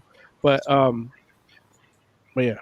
See, and I will say that for me, this definitely showed that it felt like somebody's first comic book to me, and that's like unfortunate because like I'll tell you, like, I did not like this book, but what I will say is this: the reason I didn't like it was because I could tell that like you just said, Moses, the concept is there, and I think that the story is, for the most part, is there, but the execution is terrible, and it's terrible both, at least to me, from both like the story and the art perspective. And it's like, it's not, me, I'm not one to mess around and like dump on people because I prefer to be positive. But I know for me, I was just like, man, like, especially, and here's the thing, like, especially considering some of the books we've been reading lately, I'm just like, oh man, like, it's crazy to me that, like, was it last week or the week before that we did the Hellboy joint? 2 weeks ago. 2 weeks ago. Like, coming off of Hellboy, a Hellboy review with, Mike Mignola doing the scripting for Hellboy, understand, this is definitely an apples and oranges situation in regards to experience, because we're talking about Mike Mignola creating a story and scripting it for a character that he's been doing for what, 20 years? 30 years? How many years? I don't even know. Like 30 years. Decades. For decades. Yeah. And then friggin' Adam Hughes, like, who's been doing art for decades as well. Like we're talking about those two people versus like say like this is Dave Cook's first comic, right? In the way that these books that I got as rewards, everything he's done, it feels like that's his first. I'm pretty sure this is his first comic, and I don't know about O'Toole and his art. His art, like nobody knows. Okay, but this feels like it's his first comic too, and so it's like literally like apples and oranges when you're talking about like people that have decades of experience doing something versus two people who like, well, this is our first shot. And it's just like, it's just hard because like, oh man, like it's bad timing because I might've been kinder to these people if I was reading something lesser more recently, but I just happen to be reading great comics. And it like every flaw comes to the forefront with these particular books. Cause I'm just like it's hard, man. Like when you're talking about show, don't tell, it's like it's a comic book, right? If there's any place you should be showing things and not telling them, it should be in a comic book. And they tell you a lot of stuff that they don't show you. And Sorry, I have to get in this because if you're gonna be a Patreon subscriber, I've been critical about Marvel Conan. But in quarantine, I'm almost caught up with Marvel Conan. Oh, wow. It turns out OG Conan I'm all caught up on. So yeah, I have some like that. That's kind of there's one. There's this particular book where it's like a show not tell that Marvel. That like Patreon link up here somewhere. Somewhere Patreon.com/Fantastic Forum. But yeah, sorry, Larry, I didn't cut you off. In Conan, they tell not show. Well, because Conan initially is a fantasy tale told in prose, they feel that they gotta put in a lot of caption boxes. Well, but keeping in mind too, though, what they're doing in those particular books is literally taking the prose. You don't know what I read. Well, the Marvel Conan, I know a lot of those initial books are like literally taking the exact prose and just talking about 70s shit or Jason Aaron shit. I'm sorry, say what? You're talking about 70s Marvel Conan or like Jason Aaron? Nah. You read 70s Marvel Conan? Well, no, I read those when I was little. I read Jason Aaron's Conan, Life and Death of Conan, and I read Battle for the Serpent Crown. Battle for the Serpent Crown ain't following no book because Black Panther's in it. He's fighting Mephisto. I'm pretty sure that's right from Robert E. Howard didn't give a fuck about no Wakanda. I mean, Wakanda fits. That's what actually sucked me in. Yeah. That's what sucked me into reading these Marvel because, like, man, Conan and Wakanda would actually, like, I would want to see an ancient Wakanda in Conan. Yeah, that'd be cool. It fits. Yeah. So that's what actually issue 3 was what sucked me in, and then now I've been reading that whole arc. I'm not finished with it yet, but then I went back and bought a bunch of shit. Yeah, quarantine sucks. Like you're supposed to not spend money because you don't leave your house. Right. All of a sudden, I'm spending a ton of money on fucking Comixology. Right. But what I will say is going back to Bust is just like I think the reason why it bothered me so much is just that like I can tell that the nuggets, like the ideas for good comic books are there. And so it's just like it literally is just like, oh, like they maybe just didn't spend quite enough time figuring out how to present the story, or like I mean, I don't know if O'Toole as an artist, like I don't know if he can hack it. Because here's the thing, it's like I know like the cover, what I saw for the cover of Bust, which Joe put up earlier, is a pretty interesting cover. And I know like the back cover of the book that has like, which is definitely not O'Toole's art, it's somebody else's art, that is like, oh, well, that's like an interesting portrayal of those characters. Like that is something that it's like, okay, that's like those things draw me in, you know what I'm saying? Like, yeah, Jay's put up the cover now. So the weird thing is I picked this book because of the cover. I hadn't read it yet to suggest it for you guys. Because I know Larry loves sweaty, bloody guys with knuckle tape. Like, I picked this for what I love? No, yeah. but no, I mean, he definitely has like an MMA fighter kind of vibe going on here. And, you know, I could totally see, like, if you see this cover, that's interesting. Like, if I was in the comic shop and I saw this cover and I'm like, bust, and I'm like, what's this? And it's like #1, I might pick this up and just put it in my buy pile, provided that it was like, you know, a $2.99 book. You know, I'm like, okay, yeah, let me try that out. Or even if it's $3.99, I might try it out just to see. But once I get inside, and I'm like, oh, like I'd be disappointed by the art. But I'm like, okay, as long as the story's there, I don't care about the art. And that's the thing. The story, like the concept of the story is there, but it's executed poorly in this #1, man. And I'm just like, it's unfortunate because I can totally see a different artist and a different writer taking these exact same ideas and shining. Like I could see it. Like I can see it. I'm not saying like I could do it, but I know someone else could. And like even going back, like the most simple thing, Oz said it right in his thing. Panel to panel, the main character looks different, which is crazy because it's like, if anybody should look the same, it's the main character. Like whoever the book is about, that guy should look like the same guy every time he's on the panel. And he does not look like the same person from portion to portion of this book. To the point where I was like, is there a different artist in other parts of it? And I'm just like, oh. There's one point in the flashback where you see him in the flashback, and then you get to a page where he talks about how he started working out, and he goes from like a regular skinny dude to like this like fat, like cute, like just a ball of a dude like trying to do pull-ups. And the very next the frame before that is like a super skinny dude trying to do push-ups. It's like 2 pages of like 3 different people.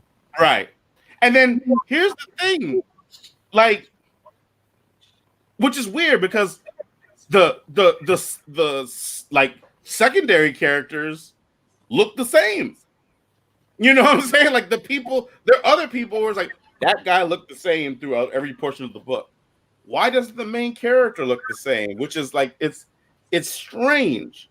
And then on top of that, it's like there is like like one panel skinny dude trying to do push-ups, then he's like a huge fat guy trying to do a pull-up. It's the same dude. Yeah, like that. I mean, like every panel other than the mutant is the same guy. And from this scene to present day, which is just like a few months, he looks super old. Yeah, his hair like just goes all white for some reason. Which I mean, you can make an argument that if you had to fight in a pit every day, that would make you prematurely gray. No, I've watched Gladiator. He didn't get gray.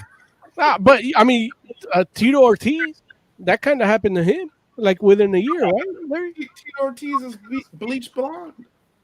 Oh, which he probably dies, I'm sure, but you know, but yeah, it's a strange thing because it's like, and the character, like, first of all, they like the caption boxes basically narrate almost the entire book, which like a novel. Yeah, like a novel, but it's a comic book. So it's like some of that is something that's like, okay, you shouldn't be telling me that. You should be showing me that happening in the pages. And they don't do that, which is unfortunate because some of those things, it's like, there's some things that I would want to see. like even just there's like a point, like just the whole idea that this fool like somehow started some sort of like revolution because I don't know why he started a revolution. Like he tried to rob the casino, he got caught, And then got made a pit fighter. Yeah. Why does that make the people be like, oh man, this is about freedom? The writer was trying to rewrite Gladiator, where in Gladiator, I mean, he basically like makes the emperor look foolish for somehow. But everybody hates the emperor from the jump, and they definitely tell you that people aren't necessarily the biggest fan of this dude, but not so much so that it's like, oh right, you're right. In Gladiator, they like set it up where it's like, oh, this guy is like not. Well, and then keeping in mind too, the dude is like in Gladiator, the dude's a war hero, right? Yeah. Well, they don't know that though. Nobody knows that. Yeah. Nobody knows it until the end though, right? And then at the end, no, they don't even know at the end. Here's the important part about Gladiator. The audience knows it. Here it feels like it's a drawn out story that's really just compressed. Like the elements are there, but if it would have actually played out properly, it would have made a lot more sense and with better art, of course. Overall, as a comic book put together, it's not well done. By the way, I should also point out that they make it seem like Gladiator that the people are behind him and he's going to start this revolution with his fist. And then the last like 3 or 4 pages, that everybody forgot about that. Like dude's talking to a whole different group of people now. Yeah. Dude, nobody cares about him. Listen, and I will say this too. What I feel very confident, and maybe you can help me out here because maybe you knew or got to see this tier in the thing, but I feel very confident that there was a tier where backers got to like send in their picture to be put into the book. Because for this book, because this isn't the book I bought. I just suggested this because we can get a complete story out of it. Right. Go ahead. So that's why I suggested this book to read, because it had a pit fighter. I know Larry, you'd start drooling and getting a pre-cum ready. So that's why I picked this one. The one I picked, here's the art that I saw that made me go to this Kickstarter page. Okay. I'm trying to put it on, but it's not letting me. Oh, here we go. Oh yeah, no, that's a cool art. Yeah. That I saw, and I'm like, you know what? That looks kind of cool. And I got Killtopia. I'll review Killtopia whenever. I don't know. It might be a Patreon thing, might be an OnlyFans thing. Is that a robot prostitute? That is a robot prostitute bounty hunter. Oh, dude, we got to read that next. Yeah, Killtopia. Like I got pissed, and I negatively reviewed. I almost negatively reviewed the Kickstarter because I didn't get 3 in my packet that they send out, and I'm like, the fuck? And it's like I didn't read the fine print. I'm actually funding the production of issue 3, so. But you will get it when it comes out. Yeah. Yeah. Okay. But yeah, man, I'm just like, I know for me, I was just like, this whole thing, like it feels half baked, and that's the sad fact of the matter, where it's like, because I feel like the concepts are for the most part there. I mean, maybe you could have spent a little bit more time on the whole mutant thing, and you don't have to tell me like why people are becoming mutants, but maybe spend a little time on like, well, what it means that they're mutants. Like, because I know like throughout this time, you all keep saying zombie, which that's how they act. But technically, they're calling them mutants. So is a mutant basically the same thing as a zombie? Like, if so, that's fine. All you got to do is say that. But they don't ever really say it. They just say like, "Oh, the thing happened." And I was like, "Okay, fine." But it's just like they tell me a lot more than they show me, And then just like how Jay said, when they show you stuff, it's kind of like lackluster looking. Yeah. And it's just like, it just feels like somebody's first comic. Like, I'm just like, you know, I one day I hope to write a comic book. And it's like my fear is that it might turn out like this. Well, you know here's what I mean? Here's that's the thing. That's how I feel about this book. Like, this feels like a parable where it's like, make sure you do your research and write and make more drafts than one, or else your comic book will turn out to be bust number one. Larry, you know how I plan things out? Like, you're already my editor. Like, you don't even know it, but I know when I write something, like I have a select group of people that are going to read the manuscript at first, and you're one of them. I would love to do that, and because of that, because it's like I need people that are going to tell me, you know what, you fucking suck, like, but you don't have to, you know, like, you suck, but you don't have to. And that's really the art of writing, is you gotta, you know, because there's one thing, like, you know, with music, like, if you start off as like a street performer, like, you put it all for the street people and they don't like it. Like us on YouTube, like, we have a staggering 6 views every week, you know, because it turns out 6 people like what we do, but those 6 people are what we like. And, you know, you 6 people on Patreon at $30 a pop, look, we're gonna get good wardrobe. 30. We're giving out discounts. Okay. But no, speaking of which, we got some comment in chat. Black Compat, hello, Black Compat. Always good seeing you. I don't think I like that style. Talking about the art, and that's really it. Like, if I was gonna introduce somebody to comics, I wouldn't do this. You know, this comic. I feel like a battered wife with this comic because it has potential, and it's like. And it's, he could be so good sometimes, you know, and because there's moments in this book where I'm like, you know what, I like this, but then I don't. And Oz, I feel, had that too. Joe didn't have it at all. Larry was, he just liked the cover with the sweaty, like, angry, rapey.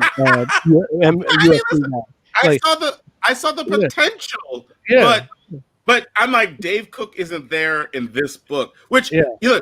I even looked it up because I was just like Dave Cook, like, he wrote some video game stuff too. Okay.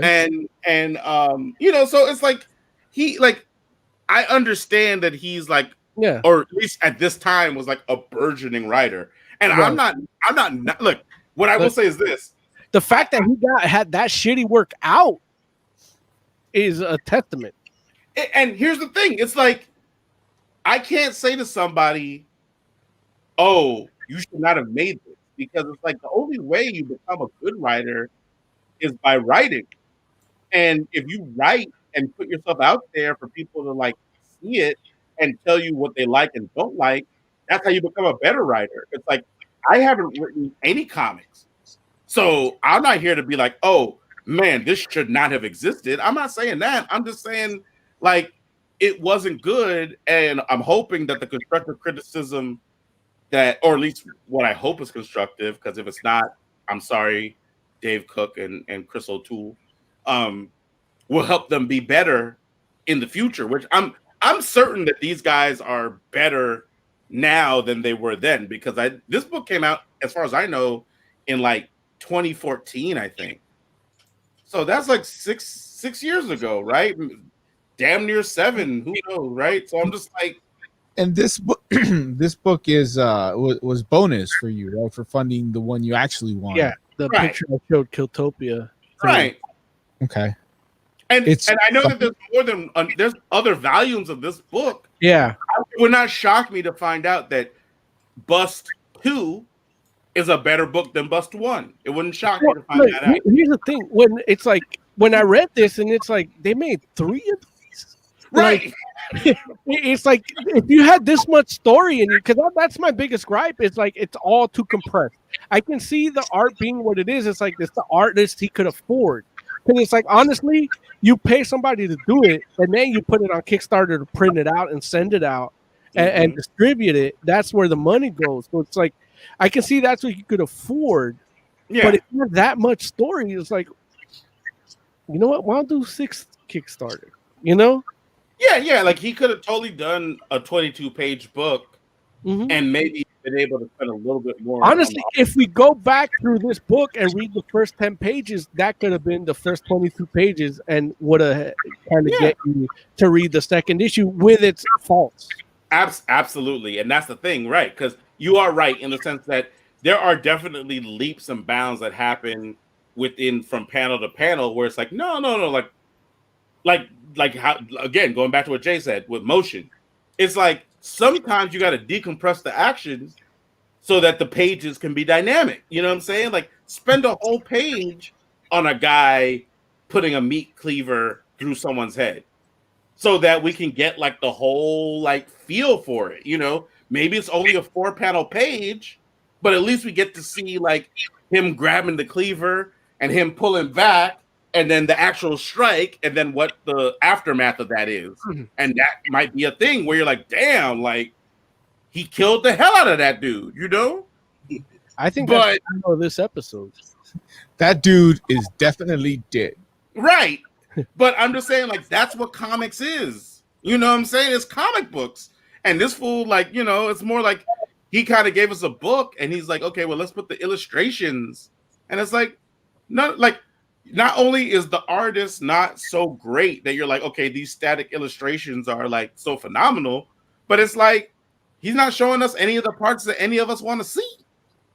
So, you know, it's like give us the meat and potatoes of it and, you know, take the time to do that as opposed to like, you know, making sure you get through all of your prologue, which it blew my mind. The story was like, there's a lot of potential, but it's very much squandered throughout this first book to me. So anyway, fellas, like, look, let me start. Jay, let me start with you. What would you rate Bus number 1 out of 5? I would give it a 1. 1 out of 5. Gotcha. I just wasn't feeling it, and That's the art was detrimental. Oscore, what would you give Bus number 1 out of 5? 2.5. Like you guys said, there's something there with the story, and I'm giving them the half because I understand drawing comic books from prison is tough. So wait, what is O'Toole in prison? It looks like prison art to me. You're hilarious. Allegedly. I know a lot of people. Not a lot. I know a handful of people in prison. That's what their art looks like. There's something there. It wasn't executed right, just like you guys said, and the art just is really atrocious. I had to convince myself of like 5 different things that probably are not true just to get through it. So yeah, 2.5. Got you. Moses Magnum, what would you rate Bus number 1? Look, I enjoyed the story's potential, and it was a bonus thing, so I'm not mad about it. But I would give it a 5 because it makes listen, hear me out. You 3 motherfuckers had 4 days to come up with something to review, and I threw this at you. So this is your lesson. If you don't come up with shit 4 days before airtime, this is the type of shit you're gonna get. Yeah, man. Look, we will. So yeah, Joe, I'm looking at you. I know you're not reacting because that's your power play, the Joeism. He just looks like a Buddha. Like he's intimidating, like the Dalai Lama was, you know, or Gandhi, you know, or Dalsim. Yeah, and then Oz, it's like I'm surprised Oz even read it. I didn't think he was even going to read it because I was shocked too. Yeah, like out of all the things we pre-produced that he can't get to, he gets to this. Look, you guys did 3 hours this weekend to allow me to jerk off to, so onlyfans.com/fantastic forum. Is he talking about yeah. Oh, okay. You spent 3 hours talking about death metal, so I was like, I hope I didn't do that. Did I? I'm good. You did something, but I'm not going to give it the 5 out of 5 because it's just really not that quality of book. And if I would have paid on Kickstarter for this, I would have been severely disappointed. I do give it a 2. I like this plays like, to me, like it could read like a Fallout DLC or fan fiction, you know. And from that aspect, like it fits into these dystopian things that I like, even with its flaws. So I did enjoy it, and I did have, like, I know I've done this little funny bit on the show where I'm like, oh, I'm in, oh, I'm out, I'm in, I'm out, and then reading this book was like that. Oh, I'm in, I'm out, like, you know. And granted, I read it with lack of sleep at 2:33 in the morning. I started, and it was just like, man, this is what I'm having trouble sleeping. This is what I'm reading. It's like, it wasn't depressing to be up at that time and reading that, but it also wasn't gratifying. Right. Usually I'm listening to like Conan audiobooks. Yeah. I can't sleep, but I think that for me, 2 feels like the right rating. 2 out of 5 for me. And because there was panels where the art like fit, you know, like it wasn't as good as the cover, but it's like, no. This guy's pose is good, you know. And I made excuses for some where it's like, oh, this is like Kirby where you don't have any background, just, and then manga where it's just burst, you know. Hey, but, listen, the background wasn't my problem at all. Like like honestly, my thing was like the fact that like, because like, and I didn't get to talk about this more, but I'm certain that there was a tier for this book where it's like, oh, pledge this much and you get to be in the book. And you can tell every panel where somebody probably submitted a picture and the artist like put them into the book. And I'm just like I wish this kind of care was given to the main character. You know, it just like random panels where you just see like people where you just see their faces. And it's like, my guy, like, I'm not saying don't put people that pledge money, don't put them into the book. Put them into the book. But if I can tell, like, if I could say, okay, so this is a person that pledged, right? And you'd be like, yeah. It's like, that's a problem.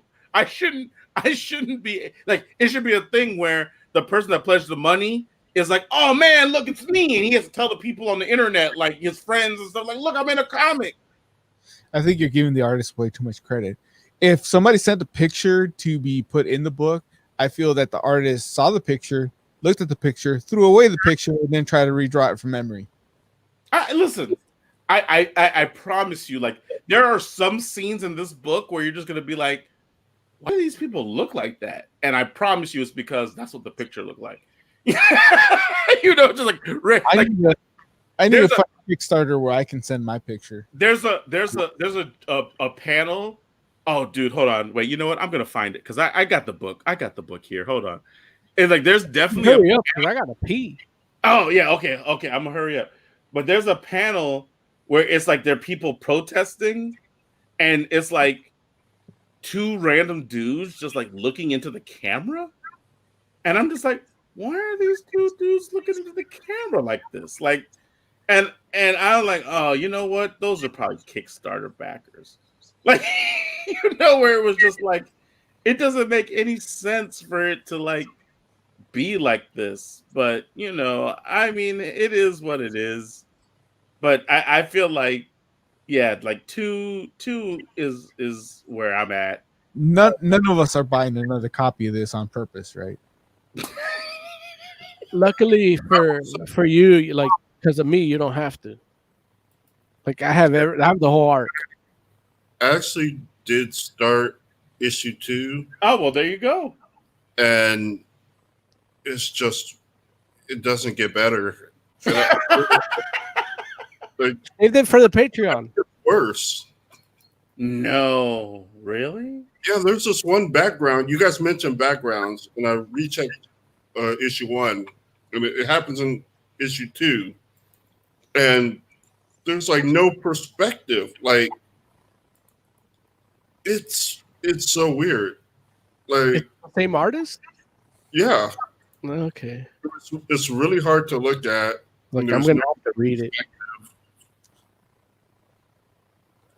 You see this panel? Look, spoiler. That's a Spoiler. huge cow farm on that dude. Yeah, that's Oz's hand. He's put in some work. No, that arm is crazy. But like, look at these two dudes. Like, there's no way. Like those. Like, at least the dude to the left is a Kickstarter guy. Maybe the guy on the right is like with like he has that weird forehead. Like maybe that guy is a made up guy, but he might be from a picture. And it's weird because if you think of it from a Kickstarter perspective, it's like you're actually paying for this to come out.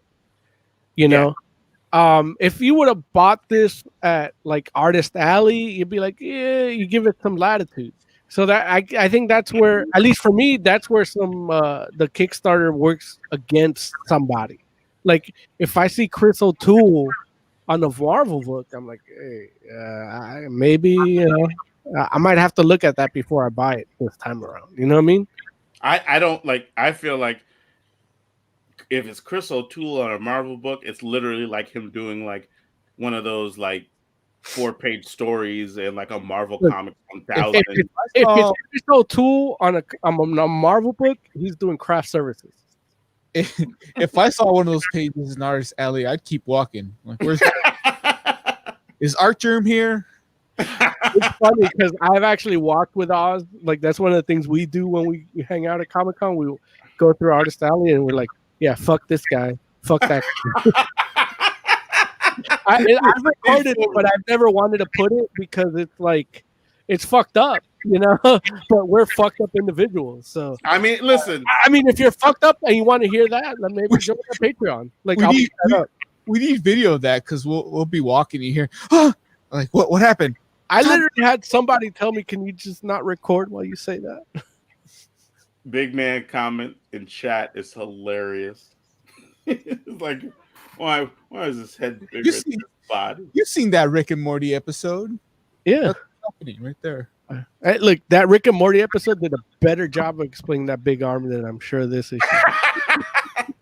All right, it's time to get out of here. Yeah, we keeping it to a tight 212. 212. tight 212. All right, Jay, give us the final thoughts, buddy.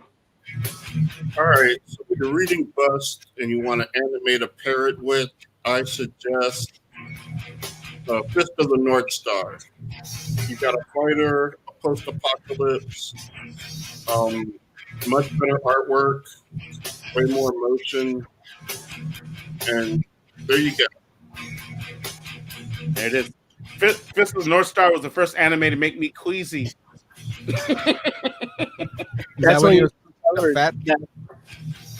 Wait, say look, what happens when you both talk at once? Say your joke, Oz.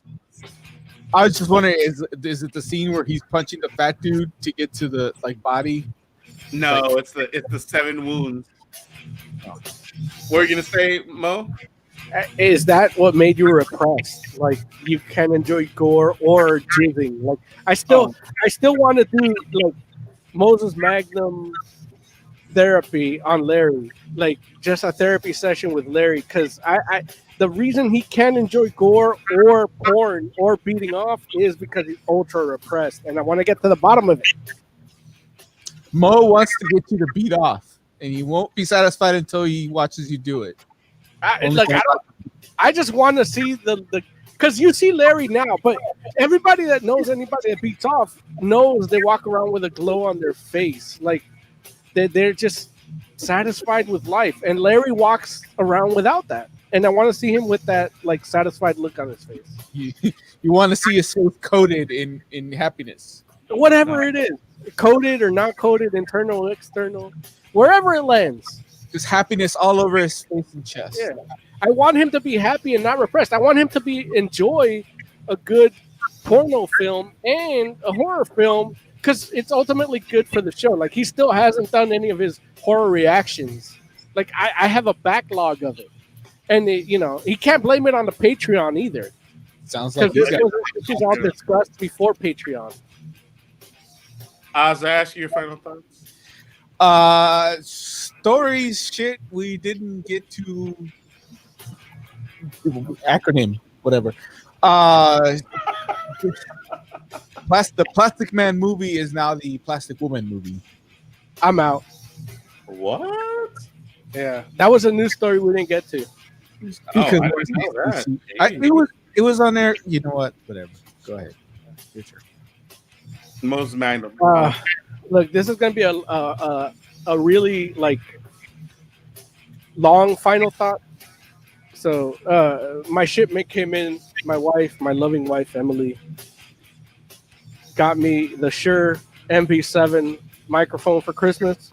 Came early, so I'm doing a live unboxing. I know we're trying to do a Type 2, but we've surpassed that rule for less. So I'm gonna do a live unboxing. That's the new one. That's the new one. It's like 10 years old or some shit. Yeah, it's USB and XLR and iOS and Android. So it's your go-to mic for everything. So I'm doing the unboxing. Here's a big long box. Cool. I'm gonna. If I see your dick pop out of that, I'm gonna be so. Look, I didn't pre-produce this that much. Otherwise, I would have taken a little like. Look, I'm just ripping the box. I'm not. The Mo clip. I want all the penis. Yeah. So You stated your goal is to get Mayor Young to beat So off. here's the box. You got an egg crate kind of thing. I'm gonna use that for soundproofing. Got a manual, hard manual, some sticker shit. You know. How hard is it? Got here it is. And I didn't pre-produce this. It didn't come like I was, So it's got your inputs, USB. It does own mic monitoring, which is good too if you're using. Put it up against your mouth. Yeah, and here's a XLR. So I'm actually gonna plug it in. So I'm gonna mute my mic real quick, and I'm not gonna use. I actually, if those keen-eyed can tell that I use a ground loop modulator. So I'm gonna do it without that. So we'll see how it sounds with it. Look, this is gonna be interesting. We'll see. Wasn't he the one saying Type 2 guys? Type 2.